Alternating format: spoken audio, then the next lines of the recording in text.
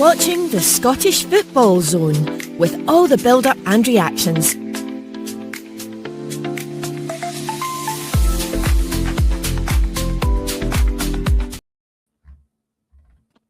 Welcome to another big weekend of Scottish football action, and that one means one thing. It is the Scottish Football Zone on a Friday night. I'm joined by Robbie. Before anybody says anything, no, it's not AI. It's actually Robbie. I was speaking to him before we came live as well. Just to double check for the people it doesn't believe me. Robbie, are you there? I am definitely here, Michael. Sorry, folks, for the technical difficulties this week. The webcam's refusing to work, but I can confirm I'm no AI, and I hate Jim Goodwin, so that's how you know it's me. Maybe AI hates Jim Goodwin as well. You never know. So we're going to be joined by Ethan and Regan as well to talk about the weekend of the football. And yeah, it's a big weekend. I don't know how many times they'll say that now till the end of the season, Robbie, but there's a lot of games on. But definitely will. The big game of the weekend for us is Regan's Packet Thistle against St Johnstone. We'll get into that, but looking forward to that, Robbie. Robbie has got the usual question. So Robbie, the quizmaster, we're going to nickname him. So we're going to there we go. That's Ethan Barlow on as well. So we've got a full house, and he's not AI. Hopefully, I'm going to be in for a long show.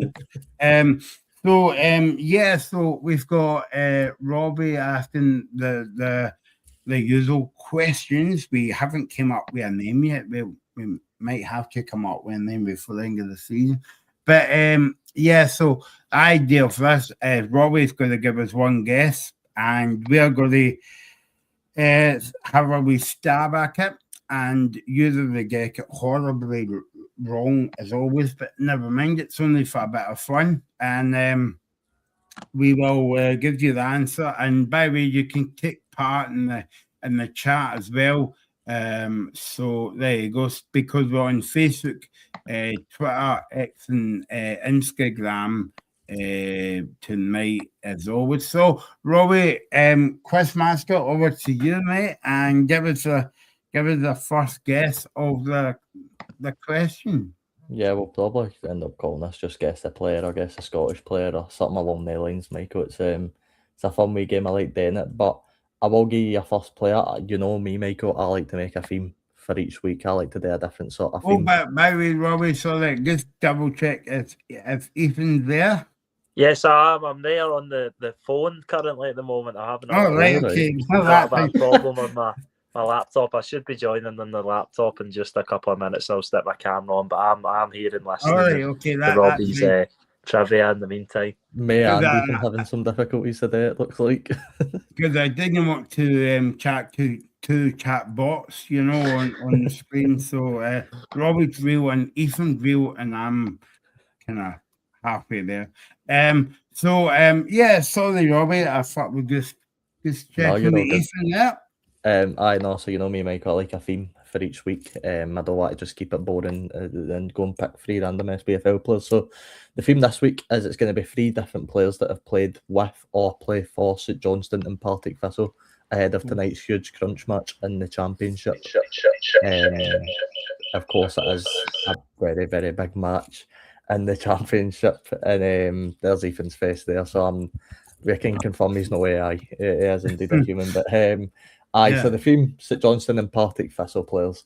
So your first one is this player started his career off in 2014, where he spent 6 years at St Mirren, racking up 128 appearances, scoring only 2 goals. Okay, so it's going to be a defender then.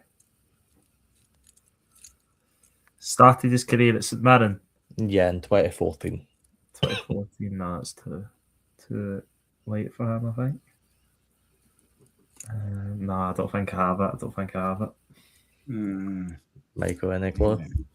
I've got a Scooby-Doo, mate. I don't know if Scooby-Doo did play for Packet Fist, I'm not sure. No, I'm not sure. Anybody watching, you can do better than me and Ethan. There's no in the chat. Do you want the next team? Yeah, okay. Right, next team. In 2019, he went on loan for his final year at St Mirren. He went on loan to Greenock Morton, where he spent a year at the club, making 24 appearances, scoring 3 goals. For St Mirren to Greenock Morton. What is it with you and Morton and St Mirren? Because last week, that was one of the... Was that not one of the first questions last week? Maybe. I can't quite remember, Michael. I think it might have been. And it was, and they went down to England. I can't... Queen's Park to Morton. No, I got it. No, okay. I can give you the next team if you want. Yes, please. In 2020, he moved to Ayr United after his St Mirren contract finished, where he spent 2 years at Ayr, making up 54 appearances, scoring 2 goals. 2 goals? You must be a brilliant player. I think he's probably a defender in fairness, Psycho. I'd hope so with these stats, to be fair.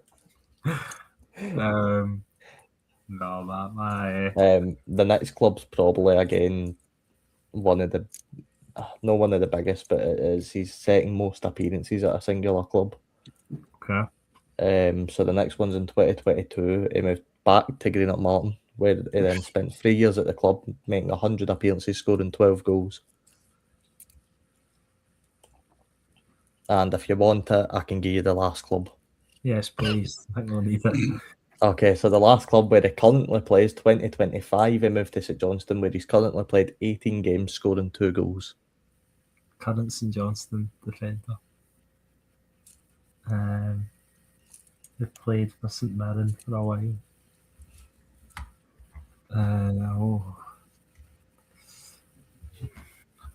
It's gonna really annoy me.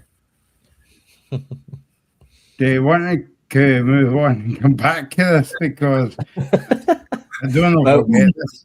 Well, like, I was thinking we did this one now, then I've got another 2, so we can do them a bit later on the show. But okay. I thought we'd get this one at the way first, and then we'll go on with the next later.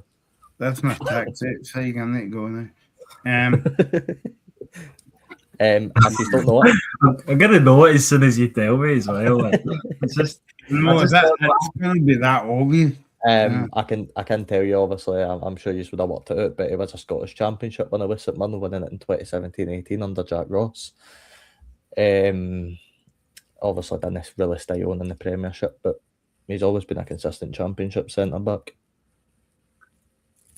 Yeah, that's going to help us probably, Sam, for that. No, I'm not. My ball knowledge. Do you want me to reveal the player? Yes, please. I'll reveal it. Michael, any clue before I reveal it? No. No, it is Jack Baird. No.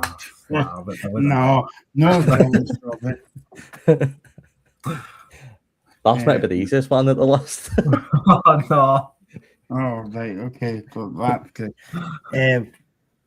Oh, well, then I come on this show for some therapy, but I don't know if it's helping me any as well. I need to go back to my counsellor, I think, for the weekend. So Robbie's going to come and be difficult questions there. So I'm looking forward to that already. Okay, big games this weekend, guys. Let's begin at the top of the league then. Michael, see just before we begin, actually. Yes. I did actually see some news today I thought I wanted to bring onto the show.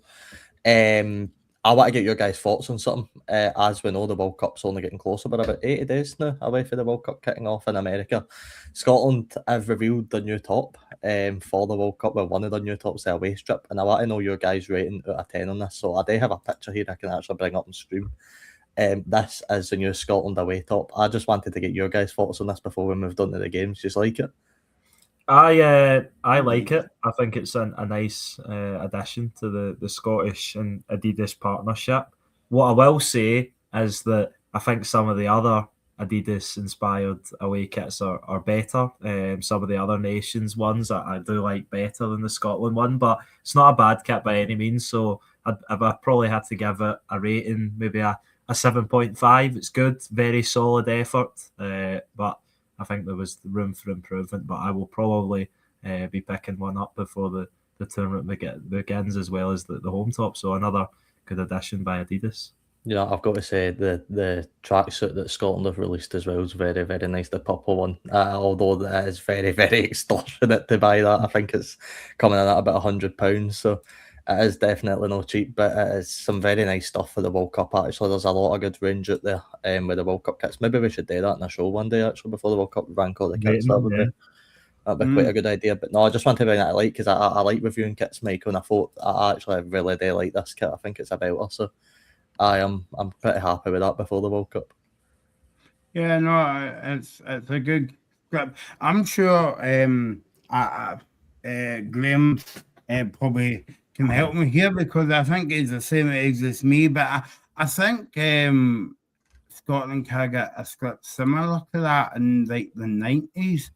I want to say, but I could be horribly wrong for that one as well. So Graham, help me out in the chat, because I know that you know your stuff as well. So there you go. Fun enough, Graham's commenting on the Hearts game, and that's what we're going to kick off with, guys. The league is Hearts against Dundee last week. Tomorrow, Tynecastle. First of all, were you surprised at the result last week, Ethan? Come out 1-0. Yeah, I was a little bit surprised. That I did expect Hearts to go to Rugby Park and pick up the 3 points, but I knew it wasn't going to be easy against Neil McCann's side. And, you know, I think we've said it a 1,000 times, but all 3, well, now 3, maybe 4 for a couple of weeks in Motherwell, title contenders were all going to drop points between now and the end of the season. I think it's about how Hearts bounce back, and that's why it makes this such a big game, because if they drop any more points here, then you really may feel like the writing's on the wall for them dropping out of the title race. But I don't think that'll be the case. I think they've got a really good opportunity to bounce back and get 3 points. Again, it won't be an easy game, but I don't think any game in the division at the moment is an easy game, even against the sort of castaway Livingston. I don't think anybody's finding it easy playing against them at the moment. And Dundee, who were really terrible last weekend in the derby, and looked like they were going to be beaten easily by United, managed to somehow get a point out of that with 2 goals in injury time. So they'll be flying high off of that, and they've shown at multiple occasions this season they can really battle with all of the big teams. Obviously beat Celtic this season, got a point at Ibrox, beat Motherwell recently at home. So I think Dundee will make it difficult for Hearts, but I could see Derek McInnes's team just getting the job done. But as I said, it'll be a tight game, I think, and it won't be easy. Obviously, the big interesting points is how far away are Shanklin and Devlin to being fully fit to start a match. Will they start the match of the weekend? I don't think so. I think McInnes may ease them in, but as Graham said, having them back in the squad's obviously a huge boost, and that's what I think I've been saying. As long as Hearts can stay in touch and distance, or even better, stay ahead of Celtic and Rangers while those 2 players are out, it'll feel like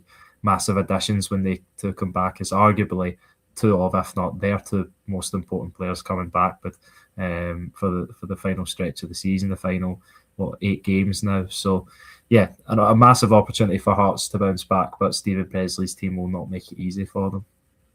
Robbie, all the questions was about how is Hearts got the cope, obviously, because Shanklin, Devlin, and Baningame was all out of the team, and I would say that the weather just stormed well, obviously, apart from last week, and against you guys in Paisley a few months ago. But apart from that, they've handled it well. They have for the most part, but it is the games that you need to win if you're going to be champions. You know, Celtic come to Paisley a few months ago and Callum McGregor finds a goal out of nowhere to win the game 1-0, and that can sort of be the difference. And I think Hearts have done well for all, be it, you know, they've kept ourselves right up there. Where, you know, I keep mentioning it, we keep going back to, we'll see where they are in January, we'll see where they are come the split. Well, they're still tap, and we're only a couple of games off the split, so they're keeping themselves in this fight. Do I personally think they're going to win it? I don't. I've said that last week as well on the show. I think Celtic are going to win the league now, but I definitely think it's going to be pushed into the wire. But I can also see more drop points coming this weekend. They're facing the fourth most informed team in the country right now in Dundee. Them and Rangers are the only two teams not to have lost a game in the last 5. So it's going to be a really difficult game. Stephen Presley knows how to coach a team. It's these games where if Hearts can keep winning, they're going to keep themselves in with a chance. But there's too many of these 1-0s, you feel, that are no helping them.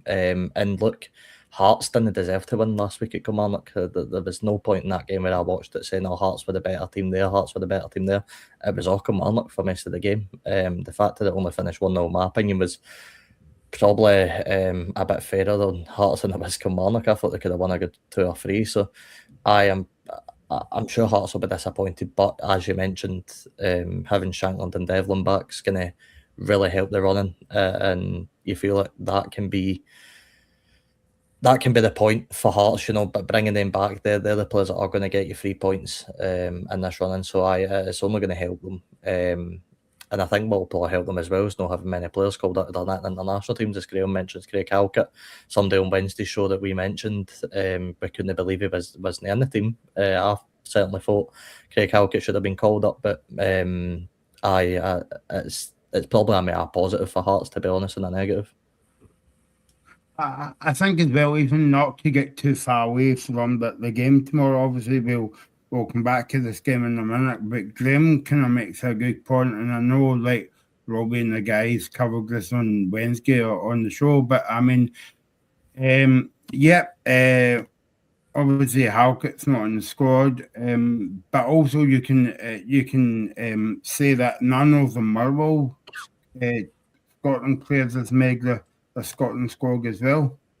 Yeah, and it was really surprising and disappointing, I think, and Steve Clarke sort of went down the lines of saying just because they're performing well as teams doesn't mean that the certain individual players deserve the opportunity and will be able to perform at that level. But you also don't know that until you give them the opportunity to. And when Scotland have got qualification for the World Cup wrapped up, they're going into an international break with 2 friendlies to just enjoy the lack of pressure on the national team and not having to do anything in these 2 games. I know friendlies are never a real reflection of a major tournament or whatever, but you can bring players into the squad, see how they're going to settle in, and I think Craig Halkett's certainly one who deserved, probably, well, I'd say the most deserving of any of the Hearts players this season. You can maybe even say above Lawrence Shankland, with how consistent he's been throughout the season, and probably the best central defender across the league across the course of the season. So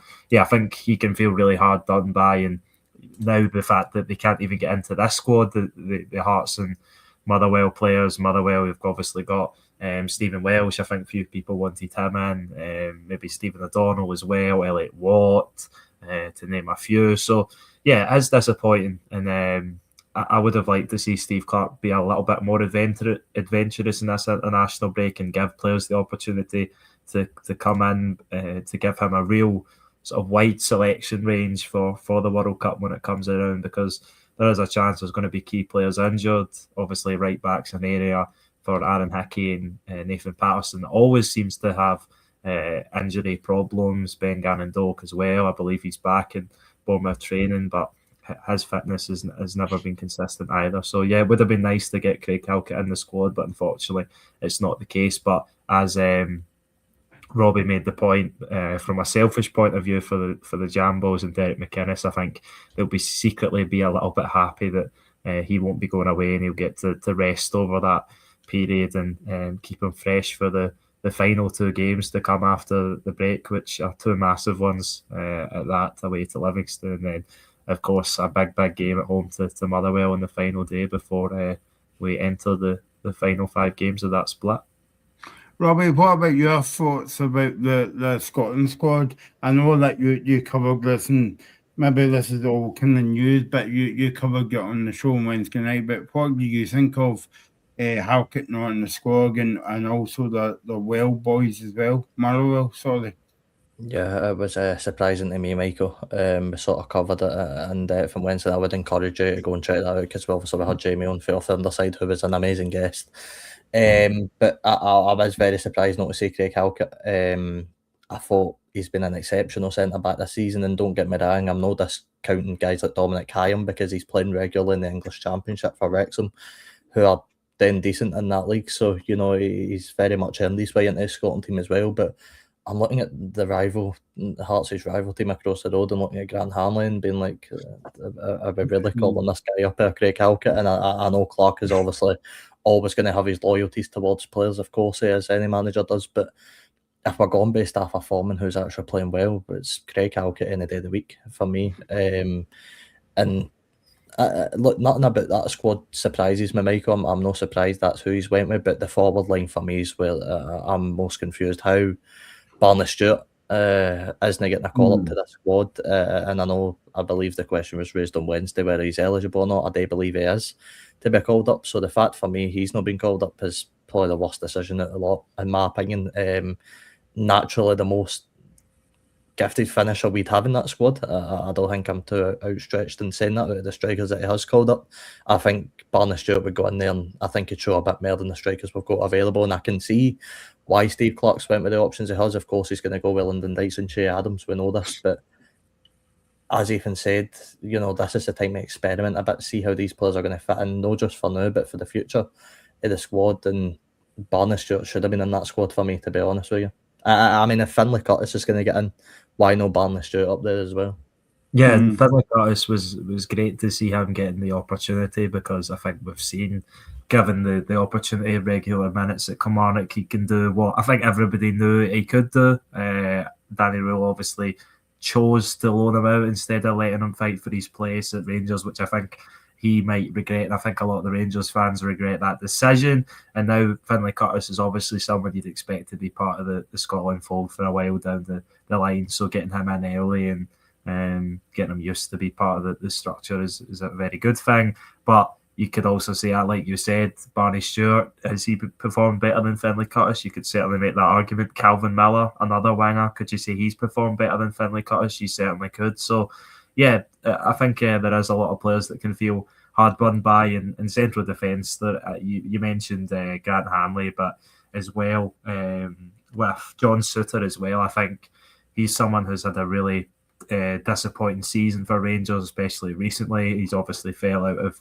favour in central defence. It looks like Danny Rule's preferred pairing would be Emmanuel Fernandez and Nasser Jigan. From what I've seen against Celtic in the Scottish Cup quarter-final the other weekend, I think that would be the strongest partnership. So yeah, Craig Halkett's playing in the best team in the league across the course of the season. He's been the most consistent central defender, and he's not getting a chance, which is it's strange and disappointing. But I think this is something we've got used to with Steve Clark, that he has got his favourite players and he's got to stick with them. That's obviously got him to 3 major tournaments. You just hope that it gives us the best chance when we get there and progressing out of the group and having a successful tournament as a whole.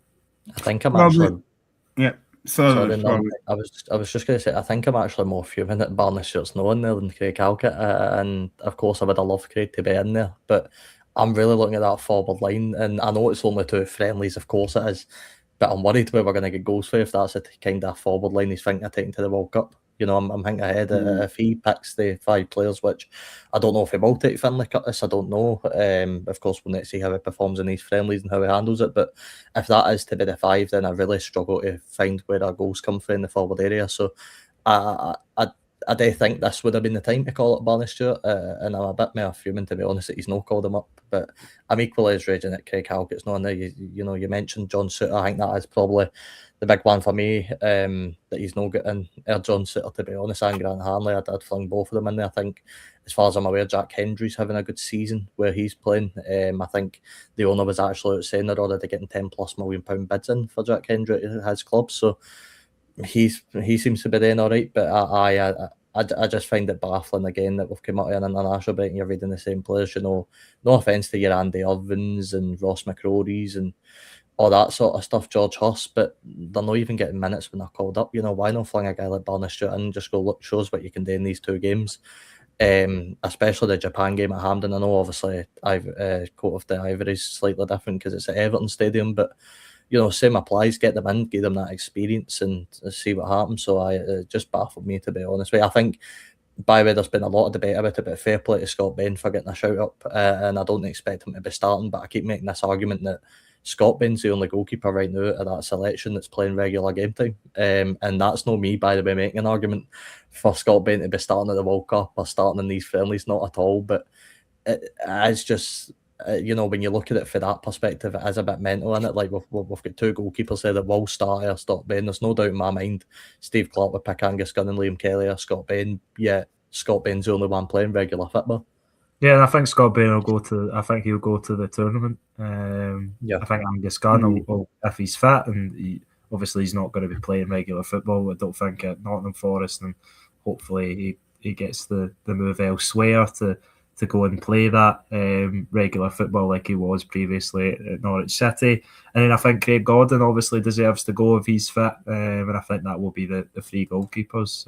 Obviously Kelly's in there now, he's been in squads previously, and I think his selection this time around makes sense. I've not really got any problems with any of the goalkeeper selections. It's a position that we've struggled in for a little bit now, but hopefully we can get someone in by the World Cup that's maybe starting. Although I think it will probably be Angus Gunn that will start this camp, and then maybe Craig Gordon will start at the World Cup if he's fit again because of what he done in those massive last couple of matches of the qualifying campaign.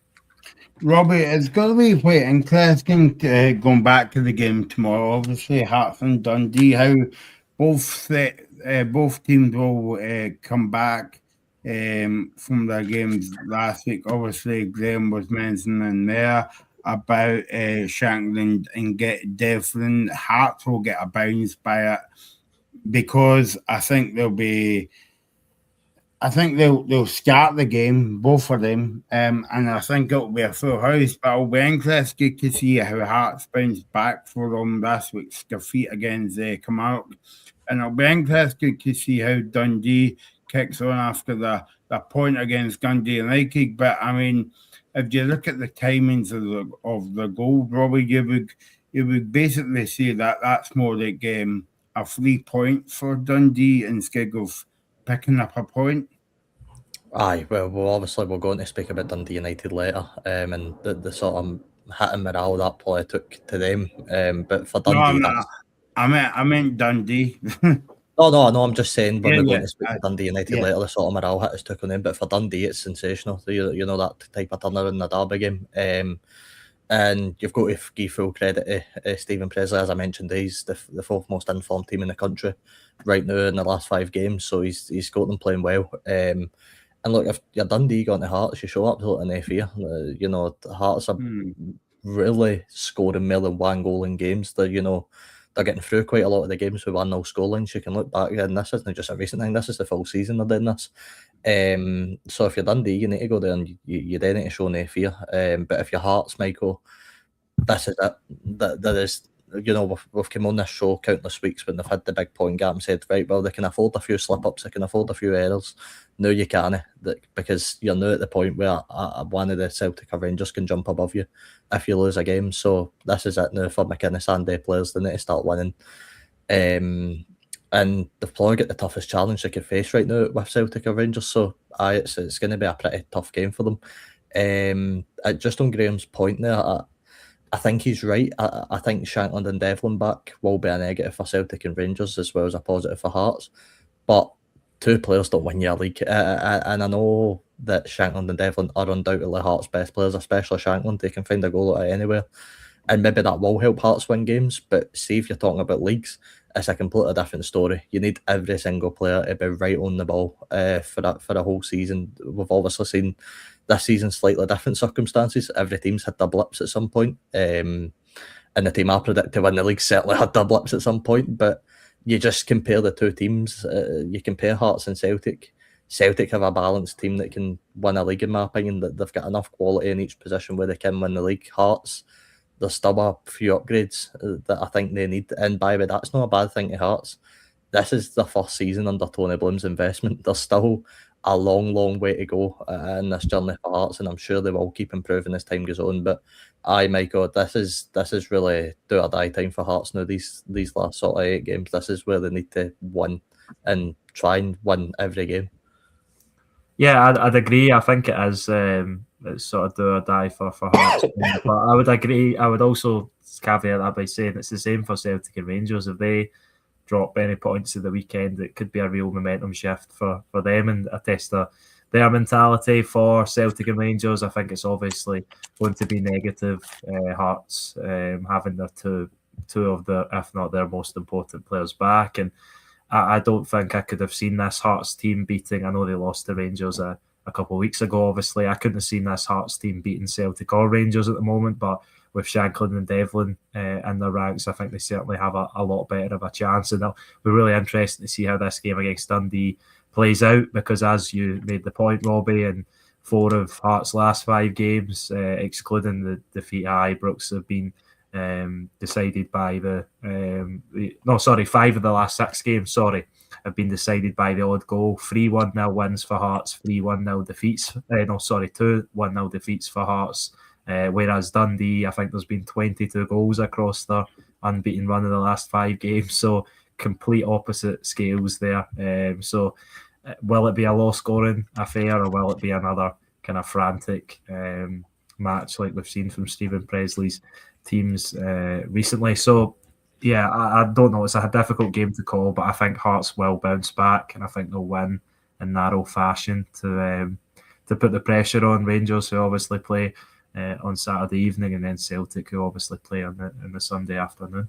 Yeah, that's the biggest thing for me. Even it's the knowing now it's Hearts turn to put the pressure on Rangers and Celtic. We've seen what happened last week when one of the teams got to put pressure on Hearts. Of course, it didn't go well on the Saturday night, so it's time for Hearts now to do the same.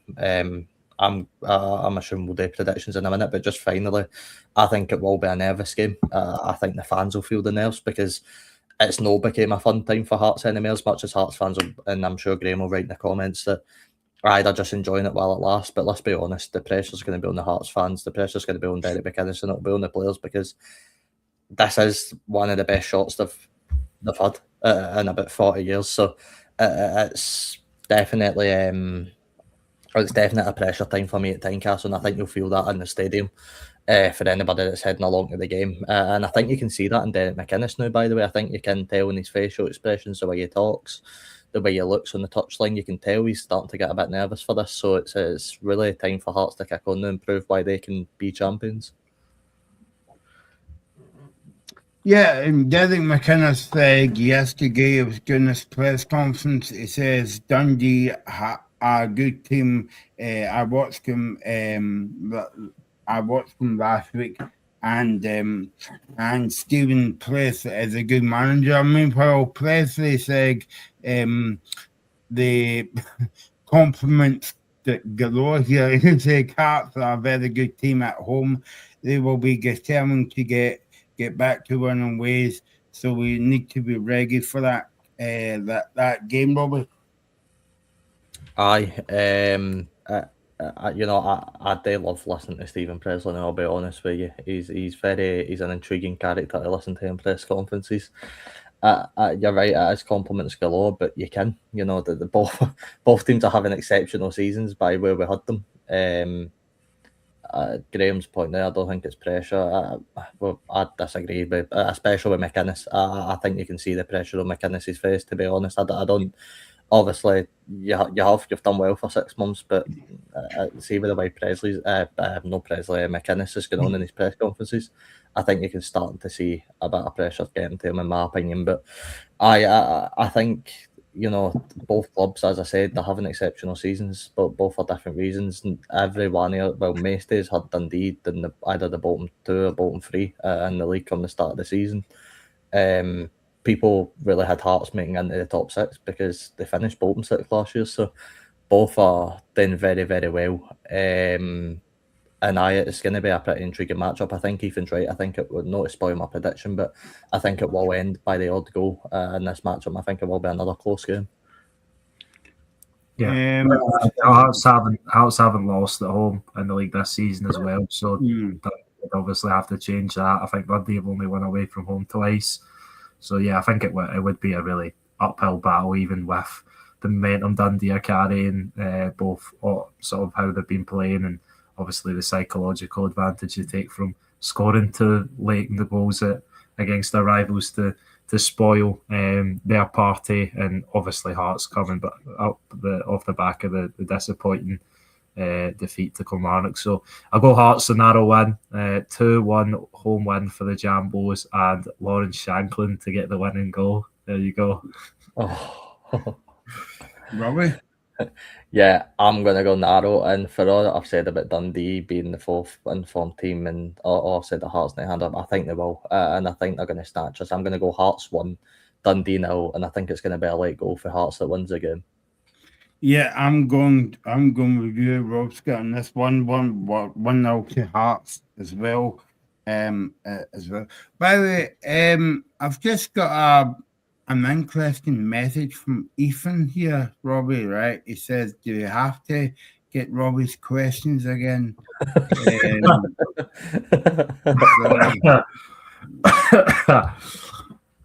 I want to agree with him, but maybe I disagree with him very slightly. Listen, Jack Baird was very, very easy to get, and I'm sure most of the chat would have got it, so we'll see how you handle the next 2 when they come in. Oh, no. So, there you go.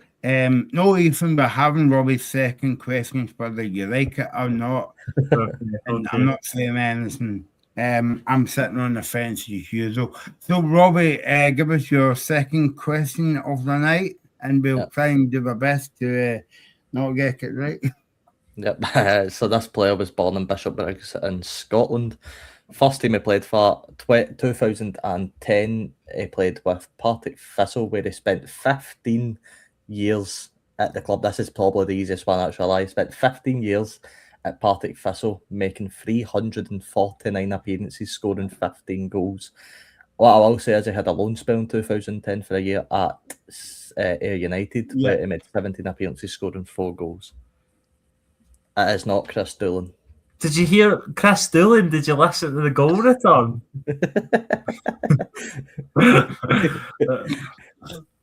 It's a defender, obviously, but again, no, he didn't play. He played for other teams. I need to start finding out how many assists these guys go to clubs. If I'm picking fair enough. He said it before. Okay, I'll let him believe it. I'm going to try and find out how many assists he's got in that Partick Thistle stint. I feel like he played for someone else. No, I was just going to go. It's not Ashcroft. He played for someone else, didn't he? Yeah, it's not Ashcroft. It's a good guess, but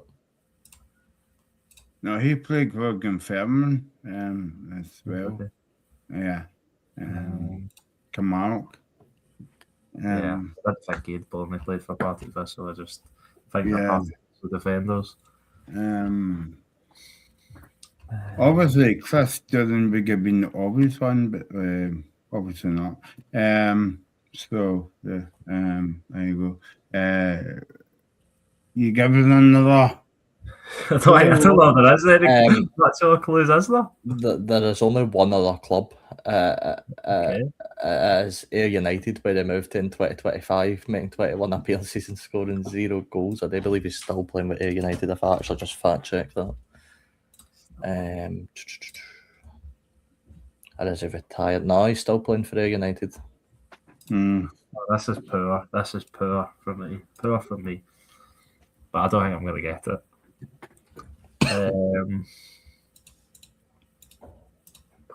I thought this was the easiest one. I know it a lot. It probably is the easiest one. If he's played for Partizan for 15 years, then I should be able to get it. But this player is known for his flicks, passing, creative instinct, and leadership. he's flicks. Yeah, I'm just trying to find any sort of clue that indicates who this player is. A tough and tenacious player who's constantly strong. Yeah. I think I'm. Any clues at all? No, I don't. I think the chat's maybe not going to get it either, to be honest with you. Put me out my misery, because I'm going to know who it is once you tell me this one. Okay, it is Michael. Any clue before, sir? Yeah, I think I've got his name, but I can see him in my head, but I can't get it. He's the wee guy. Is he? No. Okay. I'm not. Okay. Michael, you're getting claims that you're reading the Wikipedia here. No, I'm not. I've looked it up and I've got it now. All right, do you want me to say? Yeah. Right, it is Stuart Bannigan. Yeah, well, I probably wouldn't have got that. I'm not going to try and say that I would have, but I was thinking defender, so that was already where I went wrong there. No, I actually thought that would have been the easiest one, to be fair. Yeah, I think that is an easier one. Alex has never heard of Never the guy. heard of the guy. Yeah. There you go. If he's watching, you're a good player, mate. Yep, so let's go on to talk about the next game of the weekend then. Takes place on Sunday at 12:30. Against Dundee United against Celtic, Ethan, and for all of Hearts injuries, Celtic's had injuries as well. Alistair Johnson is back in training as well. But I suppose the big news from Celtic this week is Kasper Schmeichel. Yeah, obviously it looks like he's going to be out. And it looks like his Celtic career is going to come to a close. And yeah, I think everyone could tell there was something not right there and that he did have an injury. And I think you could see that in the way he was playing. And I think people were assuming that he was sort of protecting himself and his career in order to stay fit for the World Cup. And obviously now he's had to come out of playing football. The injections weren't working, and I think now he has to look after himself to try and have any chance of playing his football career continuing beyond this injury. I think he said that it's potentially that he's played his last ever football match, which is obviously not a nice thing to hear for any professional footballer. I think some of the Celtic fans have been frustrated with the fact that they feel that he's played through an injury to improve his chance of playing for the national team rather than looking out for the best intentions of the football club Celtic. And yeah, I think Alex made the point there that, or asking the question, has he been selfish? I think you could say that, but at the same time, you're not in his position, and none of us are in a position to want to try and play in a World Cup tournament for their national team. So yeah, it's the difficult, and I understand why the Celtic fans would feel like that, but at the same time, maybe if you were in his shoes, you would do the same thing. So yeah, really disappointing. Obviously, Celtic have got the benefit now that they get to give Voljami Sinisalo the opportunity to play in goals until the end of the season. I think he's been a breath of fresh air in between the sticks. He's been really good, and I think it's good that this sort of saga has been cleared up from Celtic, because I think what will I say? There was sort of rumours that he was causing a star and spitting the dummy out. That obviously doesn't seem like the case anymore. So I think it's best that it's been cleared up for Celtic and they can put that behind them and move on now with the players that are fit and have obviously committed their future to the club. The one thing I will say Robbie, on that. no, I was going to say, Robbie, do you think it's a bit selfish of him to do that? Because apparently, I can't remember what game he was at, but I think it was Wednesday night? But he made that announcement on TV with Mike Ritzig and his old man as well. But Martin O'Neill was having a joke today, but deep down, I think he was a bit annoyed how he never kind of make it under kind of being at Lennoxtown and all that, but it was miles away. He announced it on TV. I don't think that's the right thing to do as well, Probably not, to be honest with you. And I do think it is pretty selfish. But the one thing I won't agree with is Celtic fans going all over the place online and saying it's his fault Celtic are in the position they're in. It's not. You can't blame a goalkeeper for where Celtic are. You can't blame a goalkeeper for losing at home 2-1 to Hibs. You can blame him for... and look, every goalkeeper makes mistakes. Schmeichel's had his fair share of mistakes in his career. Every goalkeeper has. But the one thing I don't agree with is Celtic... I'm not saying anybody here has, by the way, but I don't agree with Celtic fans saying this is entirely his fault why Celtic are no further ahead in this title race, because it's not.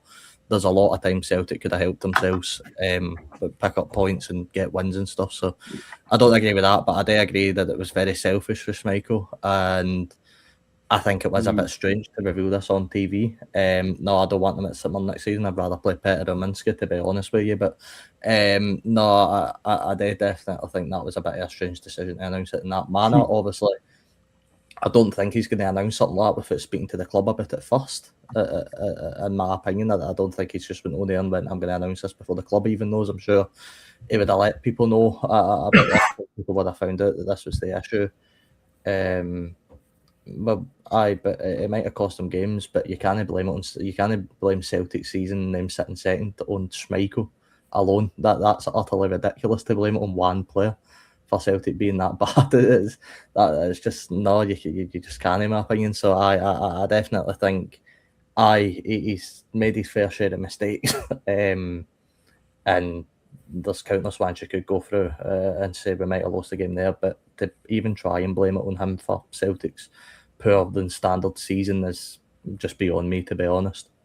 Yeah, I'd agree with that, and I think although Kasper Schmeichel's been very poor and made loads of mistakes, which have probably in games cost Celtic big moments, you can't put the sole responsibility on him. There's been 3 managers that have played the goalkeeper through this injury. I think the injury was sustained in the same international break last season with Denmark, and all 3 of those managers have played him through that. While Valsami Sinisterra, who they brought in for money, I believe, I think it was £1 million or something like that, he signed from Aston Villa, and they chose to keep playing Kasper Schmeichel. So although you can blame the goalkeeper, it's also the manager's decision to take him out the firing line and give someone else the opportunity. So, yeah, I think Kasper Schmeichel, I think you could label it selfish, and I don't think you would really be wrong to suggest that. But at the same time, the managers still had the opportunity to take him out, and they didn't until the point in which it seemed Kasper Schmeichel was no longer able to play, and Valsami Sinisterra gets the opportunity. And now you wonder what would have been the result had Celtic had went down that route earlier. But I think you could have asked that question about so many things to do with Celtic this season. Had they kept Martin O'Neill, had they recruited better in the summer? It's all if, buts and maybes at this point. But the point is that Celtic are still in with a chance at winning the Scottish Premiership and the Scottish Cup, and that's obviously got to be the main focus on Martin O'Neill in the players' minds at the minute. Yeah, and by the way, Robert, sorry, Michael, if I can just say one thing finally on it. I do think you can definitely say Schmeichel, as you mentioned, even he has lost Celtic points, and he lost Celtic a national trophy. I think it was the third that a younger scores with a header. It's really bad goalkeeping for Kasper Schmeichel, but I mean, we'd never know at this point if Celtic would get back in the game or not. We can never tell. But they did definitely feel like that sealed the game when that third goal went in. So, I get it. He's made mistakes, and I definitely think you can look at certain games and maybe say, Schmeichel's maybe cost us a goal or two there, or he's done some bad goalkeeping there. But to try and blame him for a season and to try and blame him for where Celtic are sitting right now is absolutely ridiculous. Yeah, and even that St Mirren game, I think you're being harsh. I think Celtic were just poor in the day, and St Mirren were a lot better and deserved the win regardless of poor goalkeeping. I think the only game that you could put solely on Kasper Schmeichel maybe being the difference between two teams was the Stuttgart at home game, where they made two massive errors, but at the same time, Celtic were terrible in that game and didn't deserve to get anything from it. So, yeah, he's been responsible for big moments and big games, but at the same time, as I said, he could have been pulled out the firing line and wasn't. But now it's been left in a recoverable situation from Celtic's point of view in terms of winning the league title and winning the Scottish Cup, and that's the main thing. And I think Sinisalo's been really solid, and Celtic can look to build on him as possibly their next number one goalkeeper. I'd imagine they should bring someone else in. They've obviously got Ross Doohan there, who's shown he's a decent goalkeeper in the Scottish Premiership, but you would imagine they will go into the transfer market to try and bring another goalkeeper in, whether that be an experienced goalkeeper like Kasper Schmeichel or a sort of maybe younger goalkeeper, even younger than Sinisalo, to develop behind him. So obviously we'll see what happens, but it looks like Sinisalo's a really capable goalkeeper that can grow into that position at Celtic. By the way, can I just back Robbie's point up as well? It's easy for Celtic supporters to say Schmeichel is blamed for that. But let's remember, guys, that he's been a good servant to Celtic over the years as well. So, it's all right to throw your toys at the pram, blaming for the Scottish Cup, blaming for this, blaming for that as well. There's another 10 players in the team. A team is not about one player. It's about the whole team, and what about the manager? What about Callum McGregor? What about other players as well? But I guess it's a bit unfair, Robbie, for supporters to single him out. Aye, that is a belter of a comment for Alex, by the way. But you could literally go through the whole Celtic team. You could pinpoint, right? See if you take the back two, are usually the back two are Liam Scales and Austin Trusty. How many games could we go through and pinpoint where they've made mistakes leading to opposition goals? It's been a lot. You could go through times where McGregor's maybe not tried back enough. You could go times where maybe players have went through and missed 1-on-1. You could sit and do that all day, but ultimately it's a team game. And the whole team has been at fault for why Celtic are doing bad this season, not just one player. And obviously there's been countless other things that have played into it. Wilfried Nancy has played a huge factor in that. There's been so many different things, but I don't see Kasper Schmeichel getting the sole blame. But I mean, guys, he's right. I know he's been funny about the Martin O'Neill comment, but yeah, he is right. The manager's got to take him out if he's making mistakes. That's a job, and I'm sure Sinisalo was probably living up to the way he is playing in games and training. There's no doubt that I don't think it was probably them bad in training, but you do feel there was a time where it was getting picked because the name. It was getting picked because it was Kasper Schmeichel, and that's the reason he kept getting in the team, because his experienced head, how he could do it in big games, and he's done it all through his footballing career. But now you're starting to see the sort of future with Sinisalo. I really like this goalkeeper. I think he's got pretty much everything that you need to be a Celtic goalie, and I think if you're a Celtic fan, you're probably a bit optimistic having him in your net, to be honest with you. You probably feel a bit comfortable with the saves he's already made. Not to mention, I think his distribution goes silent at radar as well. I think he's quite good at that at times. So he's the full package for me for Celtic, and I think, as Ethan said, you put that behind you if you're Celtic now, you push on, because that's the last thing you need to worry about with what's left in the cards this season. Yeah. No, actually moving away from the goalkeeper talk, I thought I think Celtic, I see them as favourites for this match. I just think I thought Celtic were pretty good last week. They came up against a really well organised team on and off the ball, as we've seen all season, and you've seen that in the match. I thought Motherwell were really good in the game. They looked the better coach team on and off the ball, and obviously they took the lead as well. But I thought Celtic handled the game well. Of course, they get the sort of the rub of the green with the decisions. On another day, Alex Oxlade-Chamberlain probably could have seen red. I think Longellow's unfortunate to get a red card, but it probably is the right decision. He's not really looking at the ball. He brings Daiser Maeda down.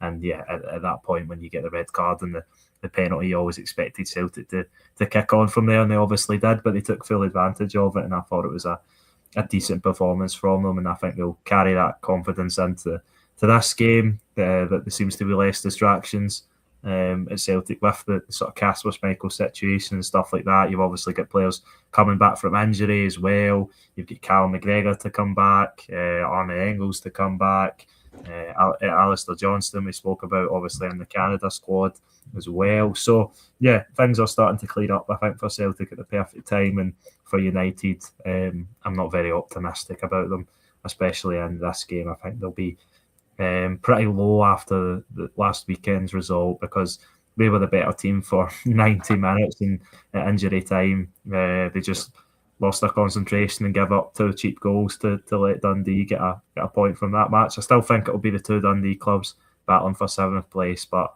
I expect Celtic to win at Tannadice. I don't think it'll be easy, but I think they'll get the job done. I would maybe go for a 2-0 win for Celtic, I think. Robbie, football's a fun game because I was away for the weekend last weekend, and I was in the car listening to it, and it was 2-0 to Dundee United, and I think it was 4 minutes that I gig on, and by the time I got from the car to the house, into the house, I was listening to another radio station, and it was 2-each. I couldn't believe it. I turned the game off at 2-0 to go and do some other things around the house, and I was like, all right, well, Dundee United have won the game, they're going to win the derby, pretty big momentum booster for them. And then I checked my phone and it's 2-each. I'm like, what's happened here? But it was a huge blunder. Don't get me wrong, Graham, we're probably one of the best headers you're ever going to see into your own net, but it wasn't great for Goodwin, and I love that comment for Corey, because you know my thoughts on Jim Goodwin, but I don't know. Honestly, right, being real, it is such a strange one with Dundee United. You know, that, let's be honest, in terms of the money that they've gave to back Jim Goodwin, the amount of players that Jim Goodwin's spent money on and brought into the club, they're really underachieving the way they should be, considering the finances that have been plunged into this season. They've not really done anything in the cup competitions either, so they'll probably feel a wee bit let down, Dundee United fans, and I think so, because you're in the swing there for one of the biggest results of the season in the derby for you, and then you go and chuck it like that, and it's not the first time Goodwin's dropped points or lost games like that. It's a bit stubborn, you know. He's a very defensive minded coach. We know this. He likes to have his team set up well, but they just absolutely collapsed in this game, and it's not going to help them ahead of this one. I think Celtic will have their tails up now. They'll be ready to go. As Ethan said, every bad bit about Celtic seems to be getting chucked to the side right now. Everybody's focused on the one thing, the title running. And so they should be. I think the positiveness is coming back to Celtic Park slowly, gradually, and I think you'll see a big fan base getting the Celtic fan support tomorrow in a game where, of course, you don't need me to tell you what happened the last time Celtic went to Tannadice, albeit it was obviously different management, but you know, that's how Dundee United would try and feed into this. They go, well, look, we've done it once at Tannadice, so why not again? But no, I don't see that happening. Not to spoil my prediction too early, to be honest, but I definitely think Celtic will be ready to go come Sunday morning. Ethan, Jim Goodwin was speaking ahead of the game yesterday. Said, I'm looking forward to this one. We are at home and we are ready for it. And Martin O'Neill says it will be a very difficult game up there, depending on the surface, because obviously, even though it's been a good season, and we haven't spoke about surfaces too much, but for one apparent reason, Dundee United's had a terrible surface this season.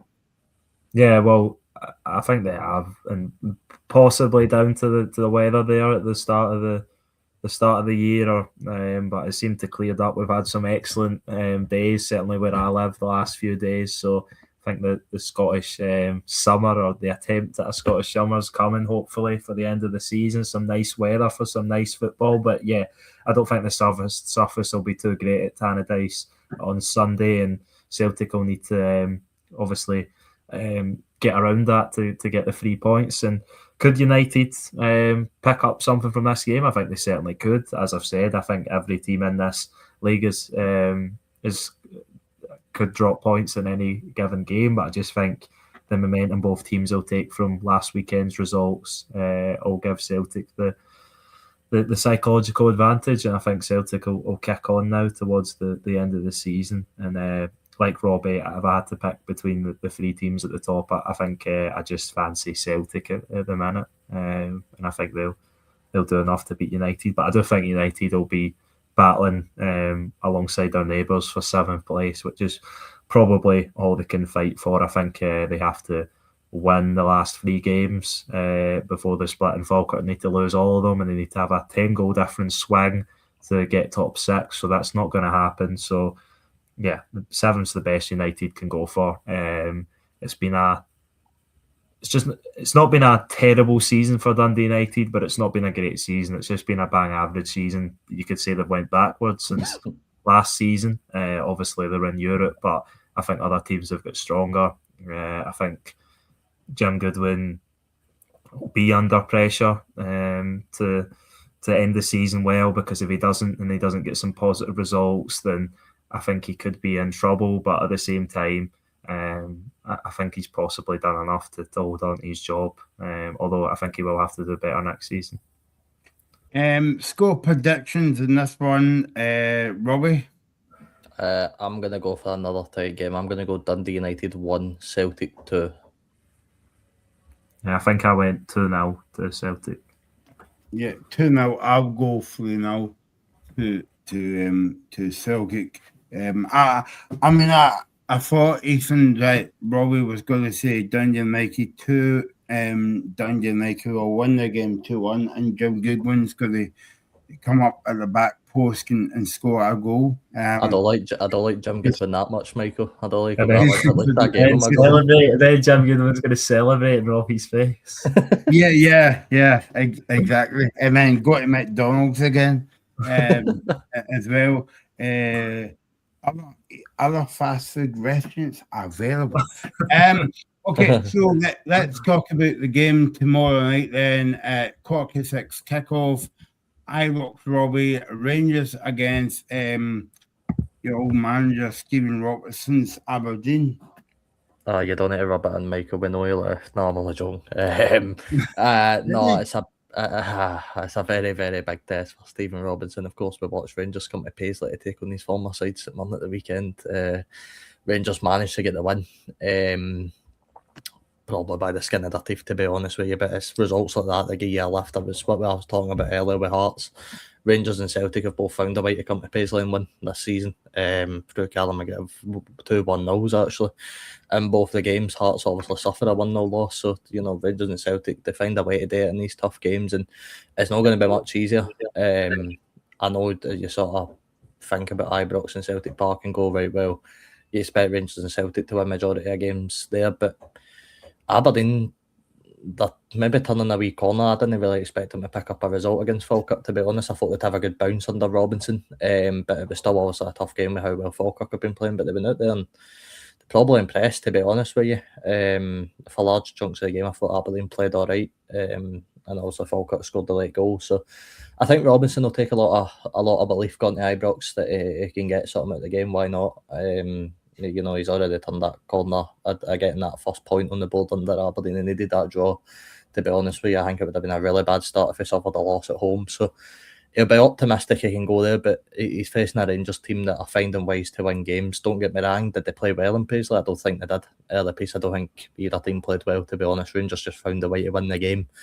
I don't expect Robbins to get the kind of space he did in Paisley against Aberdeen. I think Robinson knows how to structure his team quite well. I think he knows how to set a team up, especially going away to Ibrox. You know, we know his record with Sitman at Ibrox. He's won a couple of times. He's picked up some good results there.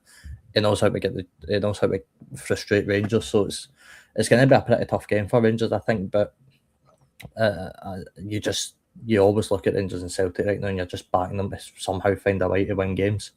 And not to spoil my prediction, but I think they will ultimately. And it's so interesting because I always, for some reason, leaving Rangers out of this title fight. You know, I always sort of go all by Hearts or Celtic, but Rangers are not too far behind the pack, and I think they will still be in with a shout. So I think it is. I don't know what you three are chuckling about earlier, but I think it is. I think it is going to be a tough match for Rangers at Ibrox, but I do suspect they will just get the job done. Yeah, I had the pleasure of not watching the Rangers game at St Mirren. As I lucky you even. I know. I had the pleasure of sitting in the rain. A really bad game of football. But I just rule Rangers out. I just don't think they have.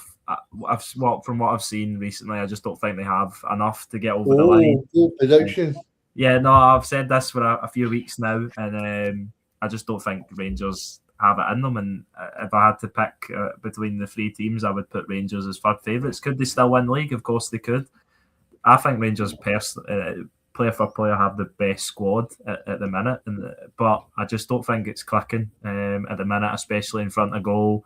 I think they're making heavy weather of getting goals. They obviously did get the crucial goal through Robbins. It was, in fact, at St Mirren Park, but I just don't think they'll have enough to win it over the course of these last 8 games. I do think they'll win at the weekend, though. I think they'll have too much for Aberdeen, but I think it'll be a similar story to poor sides. But if you had to ask me, do Aberdeen have a lot better chance of getting something with Stephen Robinson at the helm to Peter leaving? Of course they do, but I think Rangers will win, and I think they'll win by a couple of goals. I'll go 2-0 to the home side.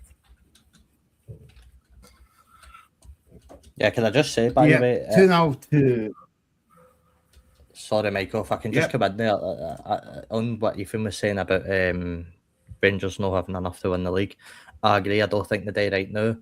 But for some people, and I'm looking at a certain Mr. Cameron in this, to even suggest to sack Danny Rowe was utterly ridiculous to me. The guy has came for a near impossible challenge. Ewan Cameron, of course. Who else? To even make it impossible to even give Rangers half a chance at this league title after being so many points clear behind and being in such a position where the Ibrox and the fans thought they had no chance in this title fight. They thought that was it. The season's done. We've got nothing to fight for here. And for Daniel to come in and even give him half a chance, give him a bit of motivation, to me shows that I think he's capable for the job. But as Ethan said, I don't think there's enough in Rangers quality right now to do it. And I think that does stem in front of goal. And I personally still don't think Chamiti and Nadiri's enough for a front two to win Rangers the league. I don't think they're good enough, to be honest. So there's definitely things he's going to need to improve on in the summer. He's already spent quite a bit of money. But I think if he can get his signings right, I think he's already shown a glimpse of what he can maybe produce. You know, you look at Romans getting the goal. Romans looks like a great left back, by the way, for Rangers. You look at Nassar Giga and the player that he's made, him and Fernandez at the back. They look like two very comfortable centre-backs at Rangers. And then you sort of go further up the pitch, look what he revived to Mikey Moore. Remember, people were asking for Mikey Moore to get bombed at the Rangers squad under Russell Martin because his confidence looked that low. Danny Rose came in, turned that around. He's made Chamiti look like a decent goal scorer. So, you know... The only thing I would say, Robbie, is I don't think he's really won a big massive match yet. He's not. But... That's sort of, I take that point. You can maybe argue the point. Sorry, Robbie. You can maybe argue the point that tell me a Rangers manager has won a big game. Not been many since Gerrard, but you just have the feeling Danny Rowe can get something at these players. He's already shown it. You know, who actually would have voted Rangers into having a chance at this league after being 13 points behind? Because I certainly didn't. They were dropping points to almost everybody in the league. So the fact that he's come in and managed to distill a good mentality in the club is something that he'll need to take forward. And I think he has got a good chance of being able to build something at Rangers. Yeah, I'd agree, and I think he has maybe won a big game in the sense of beating Hearts at Ibrox, but we all know that the biggest games for Rangers and likewise for Celtic are against each other, and he's faced like Martin O'Neill 3 times and not come out and top in any of them. So Yeah, that would be a concern, and I understand that as a concern for Rangers fans. and But obviously Rangers have still to go to Tynecastle where Danny Rowe lost his belief, and so yeah, completely. I agree with both your point there, and Reagan and Robbie's as well. And Celtic Park. Yeah, Celtic Park as well. So, and I think what he has done is he's installed a better mentality at the football club, which can be progressed into next season. And I think he deserves the opportunity to lead the team into next season with another strong transfer window, which I think Rangers have had. Certainly financially wise, 2 strong windows. Whether they've been successful or not is another question. I think he deserves the opportunity, but there is things between now and the end of the season that he could do wrong to sort of rule his chances of having that opportunity. He still needs to have a solid end to the season. That's not saying I think he needs to win the league to keep his job.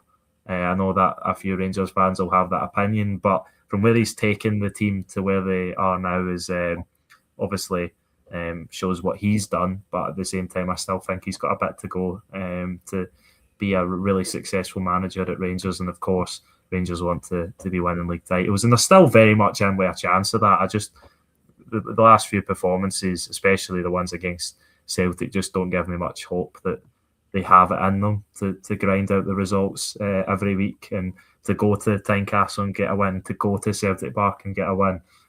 So yeah, that's why I put Rangers as third favourites in the minute. But I still think Danny Rowe's done a solid job and deserves the opportunity to have a summer window with this club.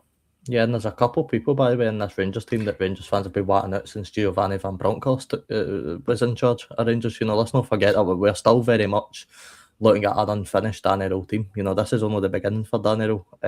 He's still got a lot of players he needs to clear out the club. He's got a lot of players he needs to bring in, and only time will tell where he's going to be good. But to show this amount of character and to be able to instill this amount of mentality in a team that looked absolutely finished under Russell Martin, by the way, is impressive in its own.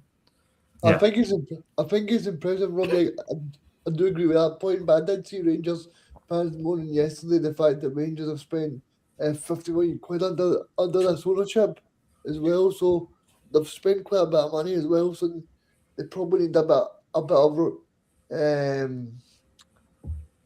they're probably thinking, right, well, we've gave this guy 50 million over 2 transfer windows and he's still no done much. You know, 2-0. Well, no, it was only one. Really, only got January, so he's only had one transfer window, and it was a January one at that. So it's not really a place to make a squad. I know the summer wasn't his window. I totally agree with that, but I'm talking about from an owner's point of view. They spent 25,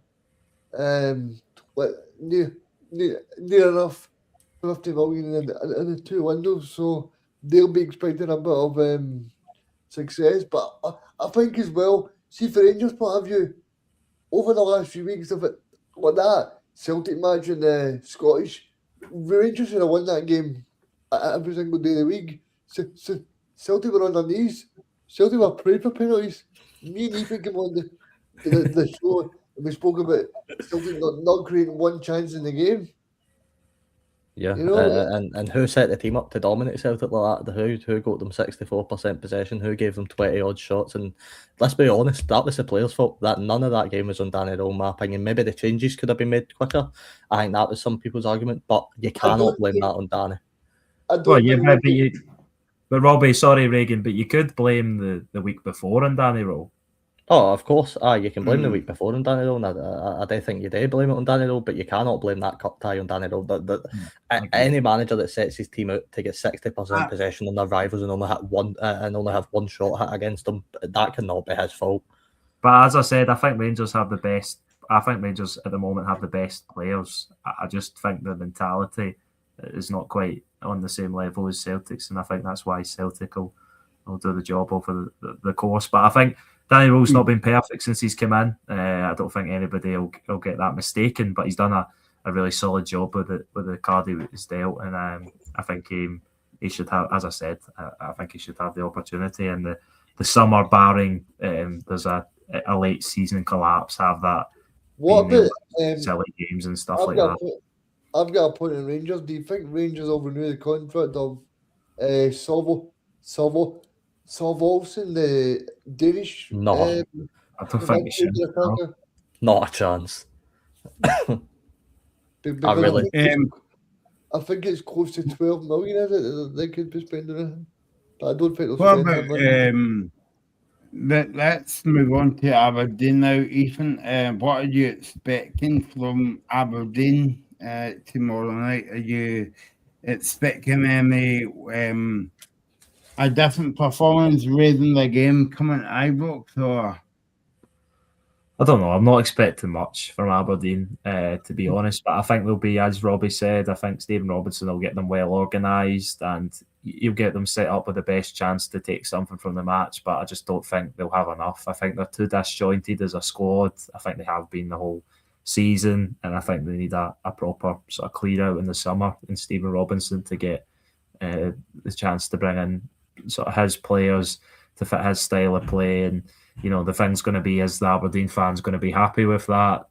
I don't know. I think a lot of them sort of turned their nose up at the appointment already, but I think Aberdeen had to act quickly, and I think that's why after 3 months of not having a permanent manager, they went for Stephen Robinson, because there was genuine concern that Aberdeen, with the free fall they were in, were going to possibly be in with a chance of being relegated. So I think that's why that Stephen Robinson's in, and now he's got the opportunity to, which I think he deserves, because although in the league it's been a really poor season for St Mirren, he's done some excellent things at that club, and he deserves the opportunity to go and sort of manage it, one of Scotland's.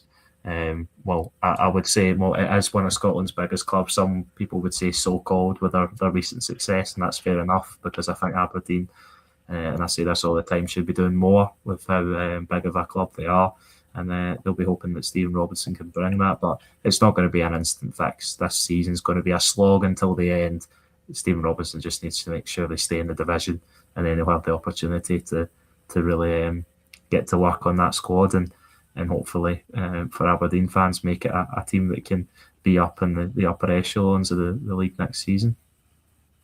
Okay, let's do the prediction for the game tomorrow night. Ibrox Reagan, Rangers against Aberdeen. I'm going to go Rangers 4, Aberdeen 1. I went 2-0. I went 2-0 again. 2-0 to Rangers. Talk about well organised, Regan. No, I'm going with the same scoreline as Ethan. That's what I've got it here. I'm going to go Rangers 2, Aberdeen 0. No, I don't think Stephen Robinson's going to get a result at Ibrox, but fair play to him if he did. No, I'm going 2-0 as well. So I will go 3-0 to Rangers tomorrow night. Okay, let's move on to the Falk again, Robbie's St Mirren. And before we get to the game today, there's there's whispers coming out of St Mirren that St Mirren is going to be interviewing, where we're talking about interviewing Charlie Agam and Neil Lennon for the job at St Mirren, Robbie. Buzzing. I really cannot stress this enough. Charlie Adam cannot be the next St Mirren manager. We will go down if we appoint Charlie Adam as manager. I'm convinced we'll go down if we appoint him as manager. I want him nowhere near the club. And I can't believe he's even getting interviewed, I'll be honest with you. I'd absolutely bite your horn off on the other side for Neil Lennon, but I think he's a great manager. I think he'd distill a lot of mentality into the team. I think he knows how to win games in this league. And I love it. A wee conversation I had earlier, somebody was suggesting maybe Stephen Davis is in the running for the job, obviously former Rangers midfielder. I don't know if I'd take him if I get the right coaching team. It can maybe be an interesting appointment, but again, it falls into that inexperience category with the likes of Stephen McGinn and all the rest of it. So, Sorry, lads. I don't suspect he is going to be banned, to be honest with you. But I definitely, Michael, we were talking about it earlier, I think Neil Lennon would be a very smart appointment for St Mirren. If we were to pick anybody, I think interviews have already started this week. And I suspect he'll still be going on probably after the game and more into Monday and Tuesday. We'll sort of find out probably for about Wednesday or Thursday who the next manager's going to be, because I think it's the right time to bring them in the international break, give them some time to settle in with the squad, put their ideas across before we obviously host Stephen Robinson's Aberdeen at a Smizer week for Saturday, so it'll be a pretty huge game. Interestingly enough, I was reading for John McGlynn and Falkirk that he wasn't surprised to see Stephen McGinn linked to St Mirren, which I agree. I for what I hear for Falkirk players and for what I've seen about the place, they all love working with Stephen. He's a very professional coach and he knows what he's doing. He's obviously coached the B team, so it wouldn't be the worst shout. I just fear he is a bit inexperienced, and also a few St Mirren fans have said this now. Definitely no Charlie McGrew either. A few St Mirren fans have said this now. Stephen McGinn, I just would hate to boo the guy. See, if things were going bad, I wouldn't have it in my heart to turn against him. He's that much a club legend, so I wouldn't want him in front of the firing line like that. But Stephen Davis doesn't have a experience, but he was obviously in the coaching team that Barry Ferguson led with Rangers for a bit, so he's got some more experience than your likes of McGinn. That he's coached at was he in the coaching team? He was, wasn't he? No, I don't think he was. Was he not? I swear he's had some coaching experience. He has. I think he did take interim charge for one of the Rangers periods of not having a manager. I'm pretty sure. Might have been after. It was a Rangers caretaker. Yeah, 2023. He was a caretaker, but probably still not enough. But if you're asking me the now, Michael, compared to last week when I was on the show, I'd say Neil Lennon's probably my top pick. Can I ask you about a few more names that I think before we come on air? Tony Docherty or Cam Davison? Yeah, both obviously been in job. I think, I don't know, I think they're appointments that would no really have the fans get behind them. I think both of what happened recently probably would suggest otherwise, appoint them, to be honest with you, but they're certainly more experienced than the rest of the candidates are in with a shout. I did see Gary Naismith going about the Stenhousemuir, and I do agree that he has done a fantastic job, but is he ready for that step up with the Premiership? That's the problem with all these managers. You know, you're looking at your Scott Browns, you're looking at Mark Wilson, you're looking at Stephen McGinn. Are any of them ready for the Premiership? I think I'd be more inclined to say Mark Wilson, to be honest with you. And I know Reagan won't like me for saying that, but I do think he would be all right with the right coaching team. And so it's such an interesting one. What about you guys for the outside? Even if I was to ask you, who are you sort of thinking could be a good fit? I think, like you, I think Neil Lennon would be an absolutely excellent appointment for St Mirren. I think his managerial credentials became, I would say, a little bit of a, you could say, maybe not a laughing stock, but yeah, okay, maybe a laughing stock a few seasons ago, but he's worked his way back up. He's done an excellent job since going out to Dunfermline. Obviously, he's had an excellent season with them, getting them to the Scottish Cup semi-finals, taking out two massive clubs and Premiership clubs in the process. And I think he deserves the opportunity to get a Premiership job again. And I think St Mirren would be a really good fit for him. I really do. So I think he would be the number one candidate. But the question is, like Stephen Robinson was in the same scenario, does he go to a bigger club to leave behind the opportunity to create history at the one he's at with the opportunity of a Scottish Cup semi-final? So yeah, that's it. And but I think St Mirren they would be probably trying to get someone in before the end of the season, because I just don't have a lot of confidence in St Mirren at all. We're the worst team based on form in the last 5 games, second worst in the last 10. So whoever comes in's got some job to try and overturn the sort of morale in the club. And it doesn't get much easier. You know, they're going to come into Aberdeen's in a double header against Celtic, so it's possibly the hardest start you can ask for. Robbie, I seen your TikTok. I think it was, and you said you fancied Robbie Nielsen maybe taking the job. Yeah, I'd take Robbie Nielsen. Obviously coaching, as I said, in Belgium right now. That's probably the only worry. Try to get my way for there, get him back into here. But I'd definitely take Robbie. I don't think he'd done a bad job with Hearts, and I'd really the same with Stephen Naismith as well, who's obviously in the Scotland coaching team. I'd take him as manager as well. I don't think he'd have done a particularly bad job at Hearts. I think they had done moments towards the end where you could see maybe it wasn't working, but I definitely would consider both of them. I always remember Stephen Naismith because he beat Celtic when Santa Claus was just Santa Claus was at Celtic Park, and he got Santa Claus got booed at half time. You got booed, yeah. Yeah. What about the game tomorrow, Robbie? What are you expecting? Obviously, it's a difficult venue to go to, the Falkirk game. Very difficult, Michael. And the last win was actually our last away win in the league was 27 weeks ago at the Falkirk Stadium where we beat Falkirk 2-1. So it's been a long 27 weeks since then. But look, Craig McLeish, I heard him talking earlier about, you know, sort of he wouldn't mind being the permanent manager, and I don't think he's ready for that. But for what I hear, that you know, he's enjoying it and he thinks he is. So whether he is or no, I don't know. Whether he gets it or no, I don't know. But I'm sure he'll have the boys well coached. I think it'll be a different game to Rangers. I don't imagine we'll play that poor again. Although team selection's baffling. There's so many different players that are out right now. Jayden Richardson, I think Declan John's out. You've got Mika Mandron, Keanu Bacchus is missing the game. Marcus Fraser's of course out for the rest of the season.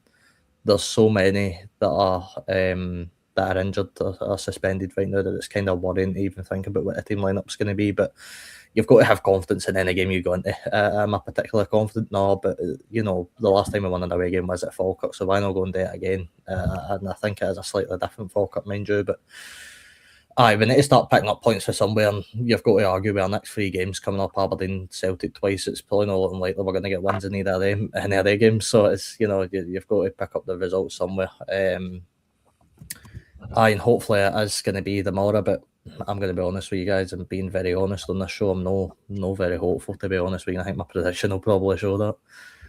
Yeah, I've not got much hope for St Mirren in this one. I see Falkirk as big favourites for this game, and I think John McGunn's team will have too much for the travelling Saints, and I think they'll take advantage of a result in another game, which may increase Falkirk's chances of 5th place.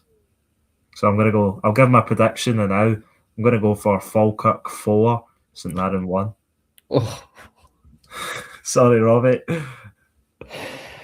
Oh man, that is a bit of a battering, to be fair. I mean, I don't blame you. I can't see anything else as it stands now, to be honest with you. I'm trying to remain as optimistic as possible, but I really just don't have faith in the morale of the players, and it's been like that in the league all season for game week 1. I've not seen that belief yet, and I don't think we're going to tomorrow, to be honest with you. So I hope, for the sake of it probably being Craig McLeish's last game, that the players maybe step up to the plate, but right now I just can't see it, to be honest with you.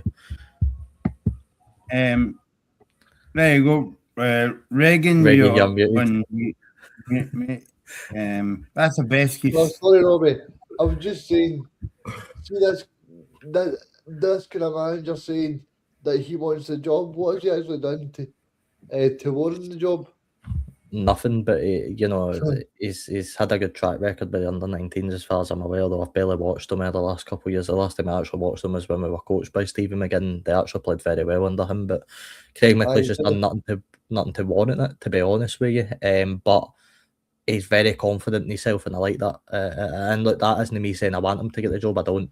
He wouldn't be up there for me. He's still going to stick in around the club, by the way, when the next manager does come in, because a lot of people at the club rate him as a coach and think he could be a future manager. But definitely not right now, Reagan. Even though I thought the game was pretty boring last week, Robbie, do you think he sort of put his own stamp in the team? Do you think he played any sort of different? The players played definitely under him than they did under Stephen Robinson. it was surprising to see Killian Phillips and Darren Lunderlow up front next to each other. That was a bit of a different one, and I definitely think at different points maybe done stuff that Robinson wouldn't have done in games. But that's what managers need to do. If you're stepping up to the plate, you need to put your own ideas on things. I think we were far too slow at points. I think we were far too passive. Didn't create enough against Rangers. So hopefully we can turn that around tomorrow against Falkirk and actually try and create some problems for them, because as much, guys, and I will give John McGlynn so much credit, and he probably should be up there for manager of the season. He's they're no unbeatable. They're no any team's beatable in this league. Anybody can beat anybody, but that way Kilmarnock just went to Falkirk almost 5-1. I'm getting the proper feel that that's going to happen to us tomorrow as well. Oh, What's your prediction, guys, for this game? I'll come to Robbie last. Reagan?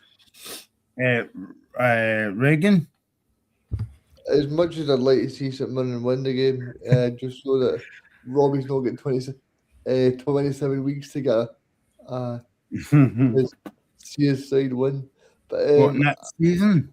I just think that Falkirk will be too strong. I think it'll be 2-0 to Falkirk. I said mine Ethan? already. Yeah, I said mine already. 4-1 to the home side, and I think St Mirren are, unfortunately for Robbie, my favourites for that 11th place at the minute. Well, I think because Ethan, I think because Robbie's questions aren't up to my usual standard tonight of very easy. What did you hear the questions? Can I get the questions again? I didn't hear them. We've got one more, Reagan, for later. Oh, good. I'm sorry I missed that. Oh. Reagan probably would have got the second one. Should we quickly test them? 3-1 to Falkirk. But there you go, Robbie. Yeah, on you go. Class. No, I'm genuinely very unbiased on this show. I'm not going to go a Falkirk 2-1 win. I don't see any way in which someone win this game, to be honest with you. Okay. One more question from Robbie for this season. Is that me banned after my further show? No. What I'm going to do is I'm going to quickly test Reagan on one of them that I gave earlier. So Reagan, this player started his career in 2010 at Partick Thistle, where he spent 15 years at the club, making 349 appearances. 2010. Yep, made 15 years, 349 appearances, scoring 16 goals in 15 years. I think I might know it, but have you got one more clue? I did. So he went on loan in 2010 for a year to United, where he made 17 appearances. But in 2025, he transferred to United after leaving Thistle, where he currently plays with the club, making 21 appearances, scoring 0 goals. Yep. It was the guy I was going to see right away. Stuart Bannigan. Well done, it is Stuart Bannigan. See, guys, he knows his stuff. It's not probably so I kind of let them down. Right, last one for the show. This player. I didn't even realise this is where he started his career. I'm going to get some questions and comments. Is this the last question for the season, Robbie? Did you say No, that? Michael. There's some there. Okay. I'm going to get some really bad comments, right? Because this player started his career in 2006, where he spent 5 years at Greenock Morton, making 65 appearances and scoring 10 goals. Robbie, I'm going to say this by the way, again. I didn't know he played. Morton. I didn't know he played with this lot. You spent 10 years at Morton? No, 5. 2006 to 2011 at Morton. 65 appearances, 10 goals. Don't have a Scooby. Okay. No. No, next club. Right. Club, and that he had one loan spell at East Stirlingshire, but obviously he's done going to get it after that. In 2011, he moved to Raith Rovers, where he spent 2 years at the club, making 58 appearances, scoring 29 goals. Oh. I've not got a clue. Robbie Morton and then East Stirlingshire, the guys did a terrible career. Sorry, mate. Yeah. But To Raith Rovers in 2011. And that next will be club. Robbie's last question on the show. Thanks for all your hard work over the 10 years, Robbie. Your P45 is on email. Do you want the next club? Yes. No, it's okay. Listen, the point is, you're no might to get them early on, to be fair. There might be difficult early, but in 2013, he moved to Dundee United, where he spent 2 years at the Tangerines, making 31 appearances and scoring 6 goals. what's the better chance? No, I'm still not getting it. No, I'm out. No, I'm out. of Robbie this one. Muirhead. No. What? Robbie Muirhead. No, it's not Robbie Muirhead. And good evening to Ian, who's in the chat as well. Thank you for played watching. Even with Morton Ian. and Dundee Hello, United. Within that, by the way, had a 1 year loan spell at St Johnstone where he made 24 appearances, scored in 9 goals. What year was that? Right. What was that? I think I So know who it is. go for it. No, I don't know. Is it Craig Conway? No, it's not Craig Conway. Good guess, but no. So even that was in Michael 20. Hallinan. I don't know. It's no Michael Hallinan. So that was while I was at Dundee United, and so So He the next never, club, he never mentioned Rangers, even. Yeah, he's not signed for Rangers yet. No, it's too early for a Hallinan anyway. No, he played for Rangers. Yeah, but he wouldn't have said Rangers yet. I don't think. 'Cause Yeah, Rangers- yeah, okay. What year did he join Rangers? 17 or something. Well before lockdown, yeah, something like that, yeah. I can't even remember who the manager was, but anyway. Is that Lancy, Robbie? I'm no, making it up. it's okay. no Sibbald, no. So in 2015, he moved to Ross County, where he spent a year at the Highland Club, making 24 appearances, scoring 6 goals. It's a decent return. That 1 goal I think I know every who it is. 4 Is games. it Michael Gardine? It's no Michael Gardine. Oh, Ross By the County and post. Dundee United. He was at Ross County for longer than that, I think, wasn't he? Next club, Yep. right? And- In 2016, he moved to Hibs, where he spent 1 year at the club, making 28 appearances, scoring 4 Bit goals. of a journeyman, this guy. He is. Hibs. The best club still yet. Well, the most appearances at a club still yet to come. Hibs United, St Johnstone, Ross County. He's 5, did you say?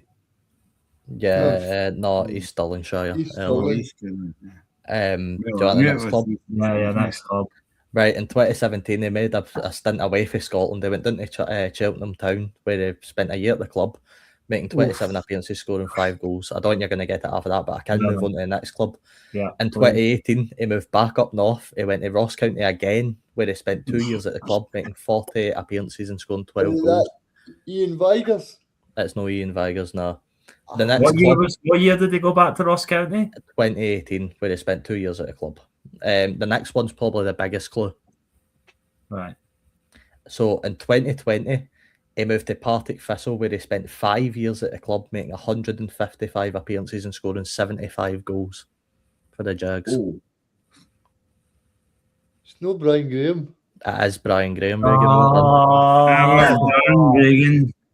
Well done, No, Reagan. good shout. Well done, Reagan. Oh, We see, should have got that. Brian Should Graham. have got that. My I got Bangren. I got the Stuart Bannigan one right away, though. Aye. That one was probably quite easy for you though, because it was It's because one I met club him last week. So or 2 clubs. There you go. Yeah, I enjoyed that, Robbie. Well done. Thanks for that. Yeah. Let's move on to the next game. Let's move on to talk about Kilmarnock and Livingston on the old Classical derby, Ethan, and it was some performance from Kilmarnock last week. Yeah, it was. They were excellent and thoroughly deserving of their 3 points against Hearts. Massive result for Neil McCann's side, and I think he's done a really positive job since coming in, and just installed, I think, a lot more hope in the fans that they can survive this season, and I think they will. As I said, I think St Mirren are my favourites for that second bottom spot at the minute, and I think Kilmarnock will have too much for Livingston. I think Marvin Bartley's and like Neil McCann, he's instilled a belief and a fighting mentality in the players, and I don't think they've made any game since he's come in, unless I'm mistaken, easy for their opponents. So I wouldn't be surprised if Livingston were to take something from this game, but I think Kilmarnock at home will have just too much for them. But two teams that are looking a lot more positive recently, and I think the managers have really given themselves a platform to be the leaders at their teams for the rest of the season, of course, and then I'd imagine they two will be in each dugout at the start of next season, wherever league they might be in.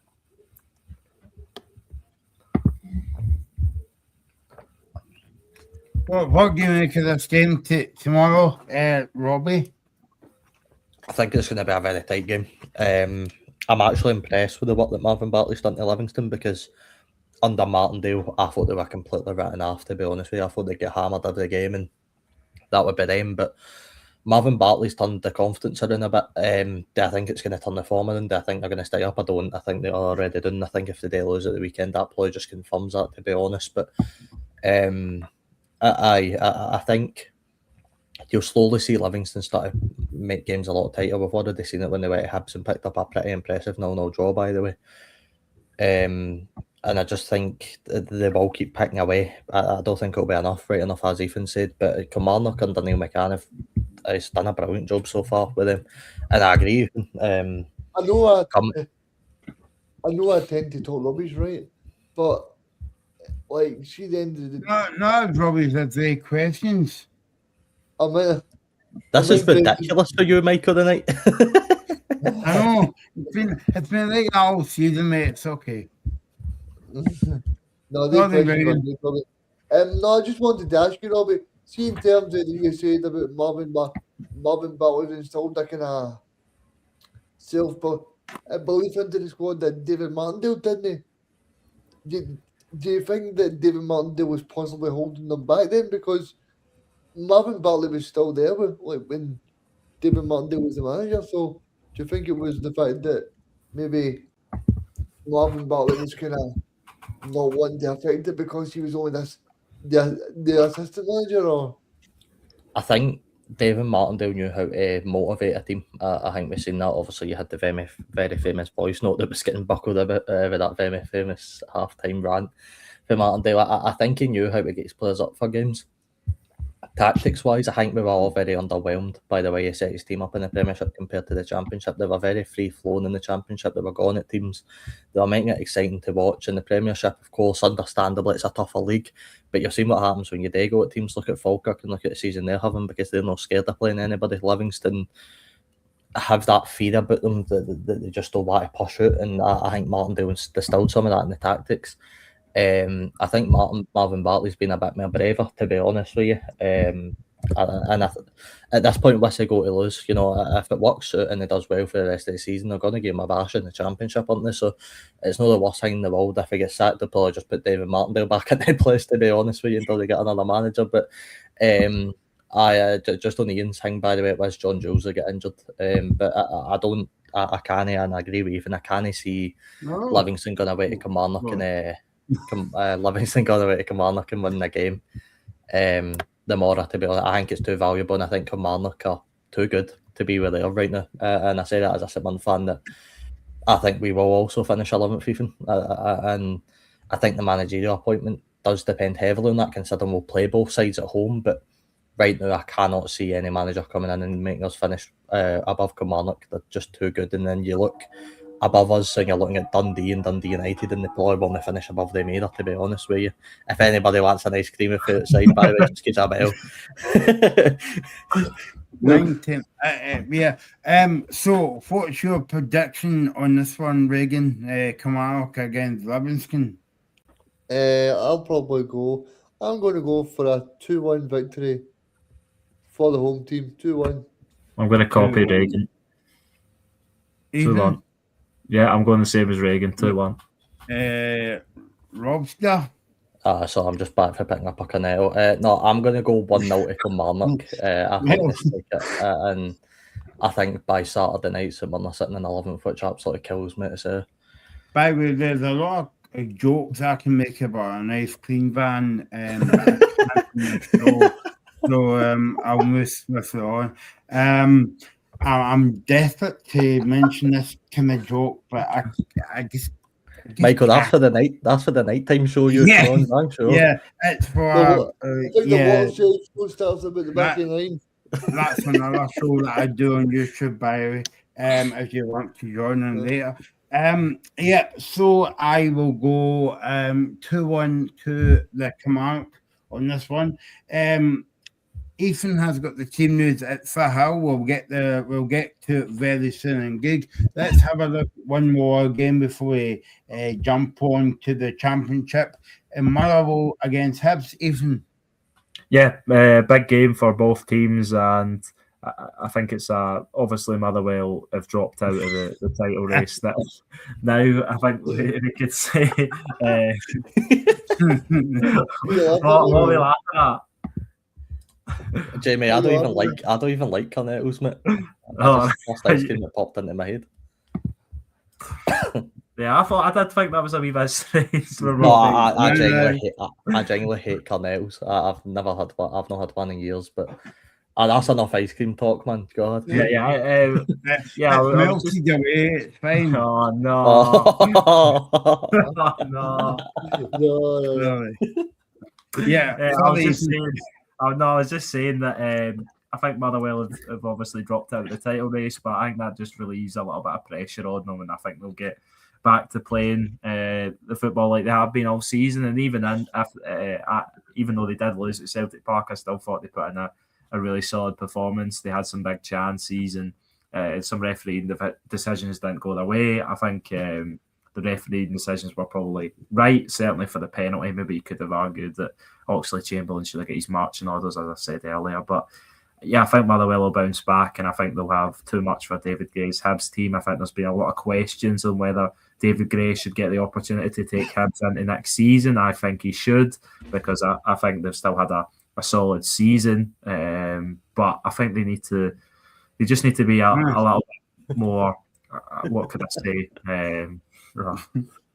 I think they just need to bring it together as a team a lot more often. I think that's the problem Hibs have had and why they're not too consistent. I think they've got some great individual players, but I think being a great team consistently is where they've struggled, and I think we'll see that at the weekend. I think at home, Motherwell are an even better team than they are away from home. I know that's usually cliche and is the case for most teams, but Motherwell's defensive record at home this season's been ridiculous. Only 6 goals conceded in the league. I think they will keep a clean sheet, and I think they'll put 3 past David Gray's team.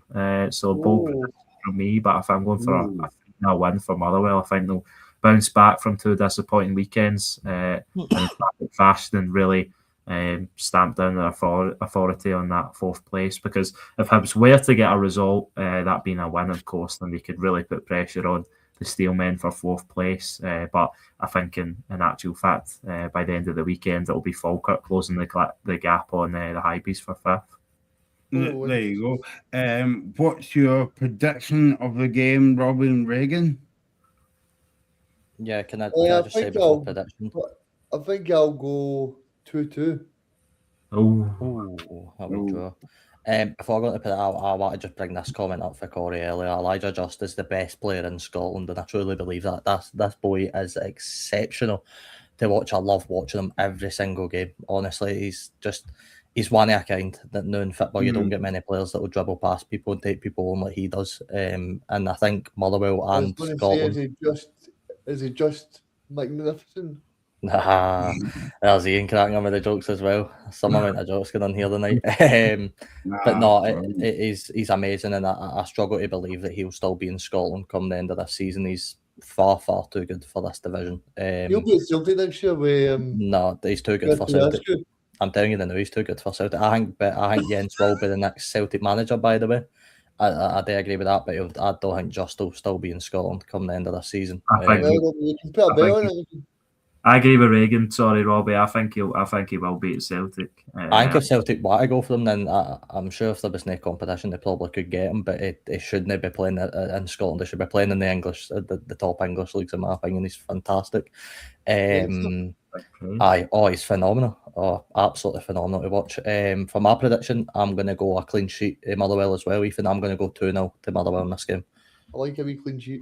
2-0 to the Well, and I will go 3-1 to Motherwell. Oh, a rare goal conceded at home. Well, Reagan went 2 goals conceded at home. Yeah, I'd be like 30% of their goals for the season conceded at home if they were to concede 2. But you know, things have got to change. It's been a crazy season, so Hibs could maybe turn up because they do turn up on occasion. I just don't think they're consistent enough. Listen, I just like watching good football players, mate. There's nothing more to it. I think I agree with you though, Robbie. I think Elijah Just's been excellent this season, and back in I done that sort of mid-season team of the season, and I actually had him in my team over Tawanda Maswanise, which was a little bit sort of maybe controversial because of the goals Maswanise scored. But yeah, I think Just has been excellent and deserves all the praise he's got. I do think he'll be at Celtic along with his current manager next season. Before we get on to the championship game, well, we'll move on to the championship games now. Big game tonight at Firhill. Reagan's my packet Thistle against Johnson. Before we dive into the games, Reagan, not Reagan, Ethan has got the team news for tonight at the game at Firhill between Packet Thistle and St Johnson. Yes, I think Partick Thistle have made one change to their starting 11. It's Macbeth coming into the starting 11. There's no O'Reilly, Smith, Taylor, Mackay, Chalmers or Watt tonight, so a lot of key players missing. The starting 11 is Clark, Redding, Ashcroft, Samuel, Crawford, Macbeth, Fitzpatrick, Lowry, McPherson, Stanley and Letsosa. And then for the visiting legal leaders, let me just get them up. Here we go, I've got them here. It's Stewart in goals, Diabate, Boys, Holt, Gullen, Stanton, Baird, Payton, McPake, Smith, and Macalea. So yeah, there's the lineups for our last game. Championship. Before we talk all things Packet Thistle, I spoke to Alistair about the St Johnson point of view about the game tonight, and this is what he had to say yesterday. Alistair Blair talking about St Johnson tonight against Packet Thistle.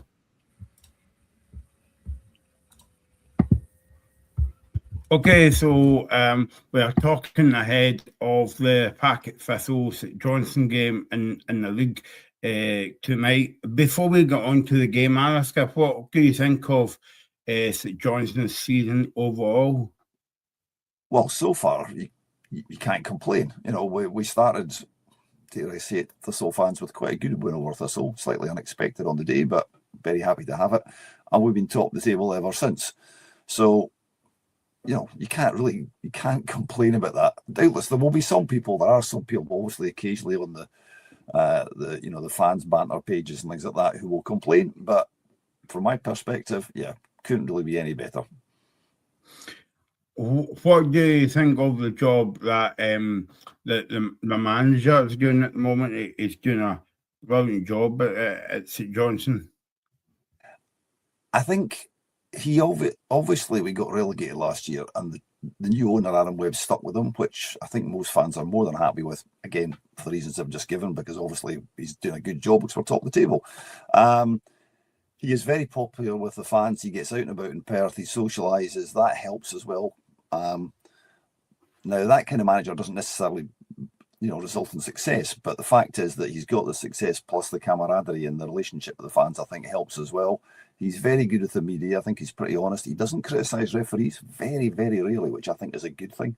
And he's not daft. He's got us a team to get out of the Championship. It's not a team which most Saints fans think would survive in the Premier for very long. There are players there who obviously are Championship level players, but they're good Championship level players, and that's why we are where we are. And there are certainly one or two who could absolutely do it in the Premier. But this is a two-stage process in my view. It's get promotion, hopefully, and then on the back of that, rebuild again, because otherwise you're just going to be doing what Livingston have done, going up and coming back down again. Do you think you'll keep him? Because obviously, it's a football's this is a hypothetical question, but obviously, I think if he came in maybe early on, October, I think St Johnson would have been safe. But in terms of if St Johnson come up this season, and it's a big if at the moment, do you think that the ball will stick by him? The board will, certainly the owners absolutely will. What will make a difference is whether, in fact, there's obviously been managerial changes. You know, we've just seen Robinson go to Aberdeen, and you wonder whether Valakari was included in the conversations there. I think there's only one club you might go to, and it's a fairly obvious one because it's the club he played for. I think there's a good chance that Motherwell will lose their manager because clearly he's done a brilliant job. So the other club's looking to take him, and that would leave a vacancy at Motherwell, which you wonder if Valakari, with his history there, might be persuaded to go there. The fact of the matter is, money talks. You know, Stephen Robinson went to Aberdeen, I'm sure, because A, it's a bigger club with respect to St Mirren, but also he'll be given quite a reasonable hike in salary. So, you know, if somebody offers to double your salary, are you going to stay? Probably not, as long as the rest of the conditions are right. So, yeah, it's not a major concern, but it's a slight concern. Okay, let's move on to talk about the game tonight then. Obviously, we're recording it on Thursday, the day before the game. You're going to Firhill. It should be a good game. Should be a full house. I don't know if Johnson has sold out the allocation for this game, but I know Thistle will take a noisy support to the game, and I suppose that Johnson will take a noisy backing for Perth as well. So, what are you expecting from the game? Well, just to go back to your point about the crowd, Michael, the last game at Firhill, we had obviously you get the old stand at Firhill, it was pretty full. I know that Thistle, the Jags Foundation, have been out punting. I think there's free tickets, I think, if you bring a friend type of thing. So they're clearly looking to try and get as big a crowd as possible, which makes admirable sense from their perspective. We also know they're unbeaten at home. Nobody has actually won at Firhill this season. So it takes a lot to do that. Now, the last game there, we were 2 down and we came back and we possibly could have sneaked a draw. We shouldn't have lost them the other game at McDermott, the most recent one, when they got the penalty in the last seconds. That just shouldn't have happened. The defenders on several occasions should have cleared it. So these are all what ifs and buts and all that kind of stuff. How do I think the game will go? If somebody scores early, either side scores early, then you've got a different scenario. I think the other team will have to go for it. Because for Thistle, this is a must-win. For St Johnstone, it's probably a must-not-lose. That's the way I would put it. Because 8 points clear, game in hand. So let's say they win their game in hand, 5 points clear. Let's say they win 2 points clear. There's still, breathing space. Plus the goal difference is miles superior to anybody else's. So you're looking at it in terms of Thistle have got to win. We've got to not lose. A lot will depend also on Thistle's injuries. They've also got players out. What went off as a precaution as far as we could see against Morton.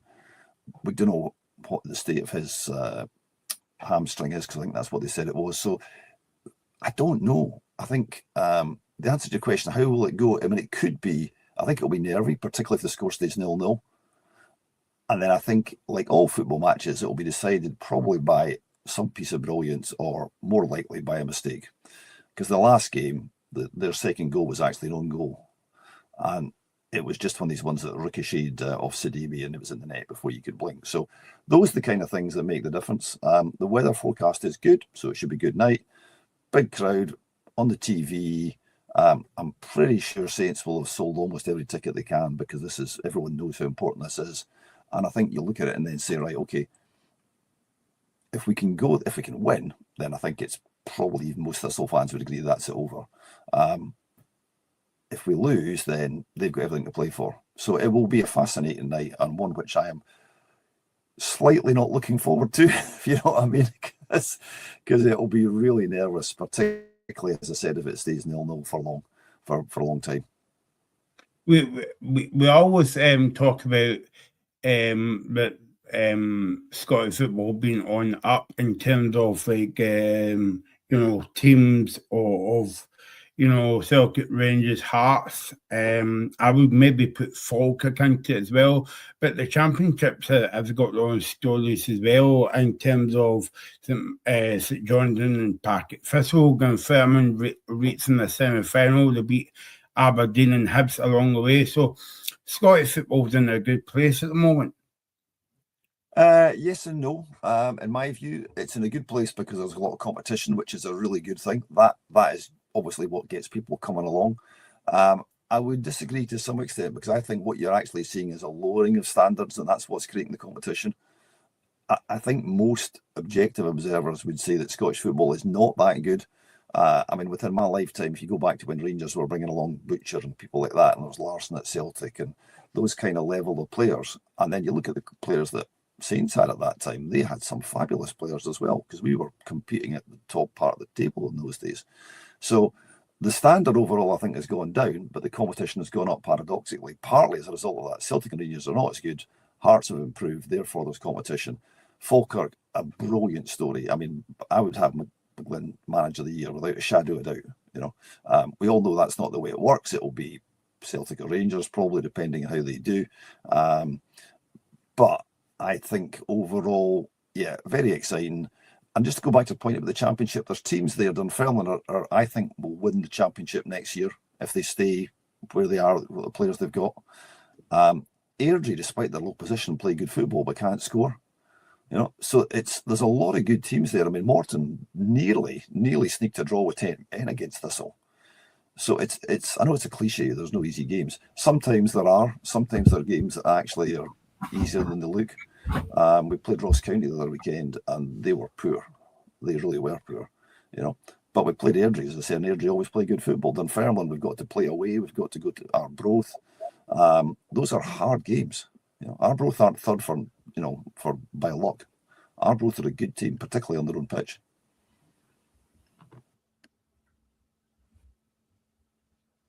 Okay, that was Alistair talking to us yesterday about the game, and I suppose let's come to Regan ahead of the game because I know he's a half and half fan these days as well. Packet, Thistle, Queen's Park, Celtic, Edinburgh Elves, the Kirkcalmenson, Maryhill, the junior team, whatever. What do you think of Thistle going into the game tonight, Regan? Well, obviously Regan doesn't think. I think it'll be very difficult, Michael. I think Partick Thistle are a good team, but like you guys were saying earlier, and so was Ethan when he read out the team lineups. I think that the squad's now down to the bare bones. I think Tony Watt's now out for 6 to 8 weeks. So yeah, it's quite hard to see how Partick Thistle will win this match for me.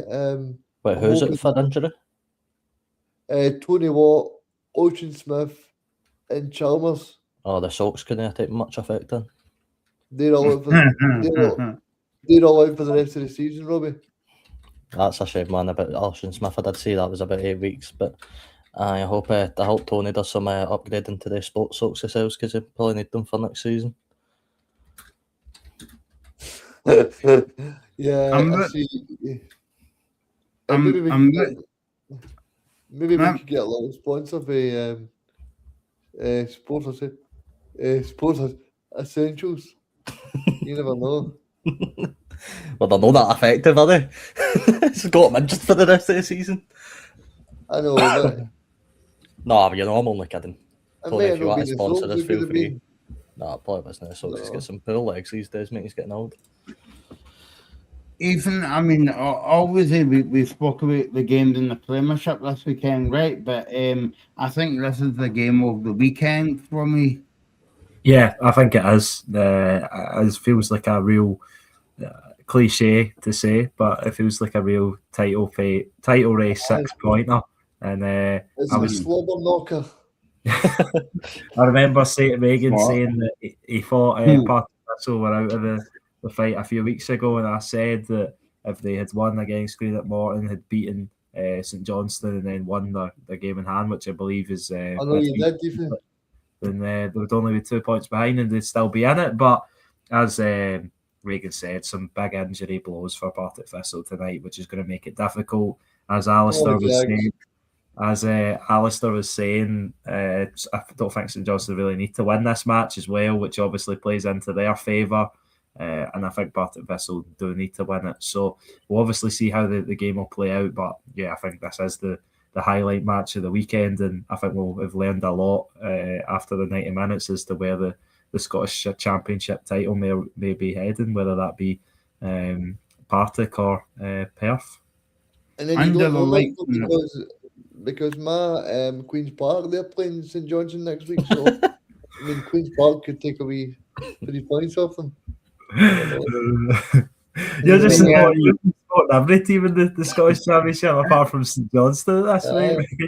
It's really, I mean, if we, it's really like when we do predictions of the start of the season, Robbie, Reagan predicted all the teams in the championship to win the title as well. But, you know, I was trying to say to Reagan, no, it's one team, but no, he was adamant that all the teams were going to win the league as well. But there you go. What's your prediction for the game tonight, Robbie? Yeah, first of all, I think it's going to be a very interesting game. I'm actually excited to watch it, and I think Alistair also spoke very well about St Johnstone's season and the sort of game tonight. I think he's right; it will be a very nervy affair. And I think the more I think about it, you know, Wilson's doing a fantastic job. You know, whether he Robbie, does- is that a guy you would take at St Mirren? yeah, as a St guy, I would Mirren? take I'd take Seymour and I'd take Mark for Partick Thistle as well. I'd take either, to be honest with you. I think both have got it. I think Mark's obviously a bit less experienced at the Premiership level. Of course, Seymour came into St Johnstone in the Premiership and had a bit, but I'd equally take Wilson as well. I don't think we'll be able to get Seymour. I do agree with Alistair, and I think Seymour maybe look a bit higher, either up our league or maybe move on to a different league. I don't know. But I think teams will definitely be looking at that structure. They're playing attractive football now and playing, you know, some really nice stuff, and maybe want to take a punt on them because it seems to be the new trend going about Scottish football right now. But no, in terms of predictions, please gamble responsibly. I have actually put a bet on this game, specifically for this game. I am going 2-1 to Partick Thistle. That is my prediction. I hope you're spot on, mate. I really do hope you're spot on. I hope I'm spot on, I know, because I'll get some good money back on that. But no, I'm going to go Partick Thistle to win big. I'm going to go Partick Thistle to win when it matters. And I think, in my opinion, guys, Partick Thistle win this league. Oh, Alex Samuel. big shout. Big Alex shout. Samuel. By the way, thanks for your comment. And he said really enjoyed the you guys talking about the whole of Scottish football. And he did say that he enjoyed the show up until Robbie's questions. That's a good point. That Listen, you've just because mentioned. you couldn't get any of them right, I'm not having this. Michael, come You know they on, were good dude. By the way, questions. did you give the answer to the last one? No. Yeah, it was Brian Graham. All right. Okay. That's Reagan okay. Okay. Oh, come on, Michael. well. Okay. So I will go. Plenty of goals tonight, Reagan. 2 each for Hill. There you go. To each. I'm going to go, unfortunately, I'm going to go 3-1 to St Johnstone. He's better Oh. can every single game week this this band's went Partick Thistle are going to win now. We've got right down to dying embers, and he's went, nah, St know. Johnstone I will win the league. now." hope they win, but I just can't see it. I get paid good money on this show to tell my opinion. Then when I tell my opinion, you know. I want my prediction. I want to sit on the fence, but Oh, you you're know what? doing Michael. Yeah. Michael's done that all season long. But I'm not gonna do it. I was gonna Good say company. one each, but you know what? I'm gonna go for a Jags win, just because I want them to win yes, to make it interesting for the closing. I'll go for a Jag one as well. Then I'll go for 4-1. Come on. No, well, Robbie, I mean, I can't believe this man called Reagan has basically predicted every team to win the league in the division, going for St Johnstone one, and they said, "Oh no, wait a minute, I'll go for a Thistle win." I think Reagan would be one of these guys that would set out the bookies, Robbie, and at 4:45 come in and say, "Yeah, I told you so." They would win the game after all the games that's played. Well, but, my honest yeah. opinion is St Johnstone will win, but I was getting slagged for it, so I hope that Partick will win, but I don't think they'll win. Listen, I Um, think there's a reason why St Johnstone are favourites for the game and the title, because they're just all having an exceptional season under actually a really good manager, in fact. And as Alistair said, you do struggle to see how they don't get over the line at this point. But there's just something I like about Partick Thistle and Mark Wilson, that it's a never go away attitude, it's a never give up attitude, that they're still in that fight. And let's be honest, in December, November time, we would have written St Johnstone to win that league. You know, everybody, I can remember people on the show going, "Oh, it's St Johnstone's title, they'll walk away with the championship." But Thistle have given themselves a chance. Robbie, let's- I've watched Ben Stanley all season. He scored a great goal against Queen's Park. He scored a free kick when I watched him. And I watched him against St Mirren as well. Obviously, you must have watched it as well. I mean, I think he could definitely play at a bigger club as well. I would have told you that about Let Sosa as well. And Stanley just as much. By the way, Stanley's a very good creative player, but see Le Sosa and his movement on the ball, it's nothing good, like I've seen in a long time. A very good in Paisley. But Stanley just as equally, Regan. He's a fantastic player. And it's players that, if Thistle can keep a hold on next year, and depending on who comes down and obviously who stays down, if you know the playoffs sort of going probably our favour, it's looking like Thistle will have themselves a couple of decent players going into next season. Okay, let's have a look at all the other games tomorrow as well. By the way, Reagan has got another team tomorrow as well. He's got my Queen's Park against Abrov. I was talking to the manager today. They were in good form. Yep. I hope you didn't say I want Packet Thistle to win the league, but never mind.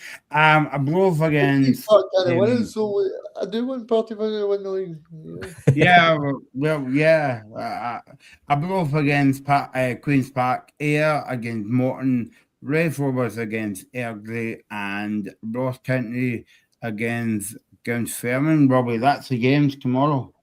Yeah, the black and white tinted specs are looking at Ross County and Dunfermline for obviously Neil Lennon, and maybe seeing if his head's maybe turned. There's obviously a lot of speculation came out this week. We've not really heard them talking before the game, but it will be interesting to see, you know, if he does get asked at any point about being linked with the job and what he says, because, you know, you can sometimes tell when managers' heads are turned. You could almost see it with Robinson, you know, when the sort of Aberdeen rumours were flying about a few times. But that's probably my pick. I mean, Abrov Queen's Park's a cracker, because Abrov are doing so well in the league right now. I believe they're sitting third right now. Yeah, they're playing some horrible football. I watched them against Partick Thistle. They sat 10 men behind the ball.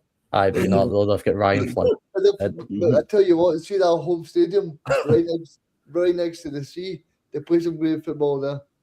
I've got to see that. They have Ryan Flynn in midfield, but so they get 10 extra points. So, but look, they're getting results, aren't they? They're sitting third for a reason. They're clearly working off some good results in the championship. But like Michael, we say this every week, and we obviously appreciate Ian's comment. The championship's probably for me the best league in the division, in the top four right now, debatably, because every team's in with a fighting chance of finishing somewhere. You know, there's no mid-table teams right now. That teams can still get relegated, teams can still get in the playoffs. It's very open there, so it's a very entertaining league. What about League Two? Spartans and East Kilbride, 1 point between them. Aye, and everybody. The top flight, man. What about that? League Two. Everybody thought East Kilbride were going to run away with the league as well. What's your team in Division 2, Reagan? Have you got a favourite team there? I quite like East Kilbride, you know. Yeah. Ooh, glory had that. Well, It's all about the Dumbarton. That's the team. yeah, Son of the Rock. Turned a wee bit of a corner recently. Dumbarton had a couple of good results. Beat Spartans, beat Stranraer as well, I think. I'm a Stranraer man myself, me. I like a bit of Stranraer, so that's my League Two team. You always in the ferry, that's why you like Spartans. I can't believe it. All the teams in League Two, you picked East Kilbride. I can't believe it. You've jumped right in the bandwagon. No, but you've jumped right in the bandwagon. I might get a free meal at Groffield for that. Other restaurants available. Yeah, exactly. Well done, Ethan. Yeah, well done.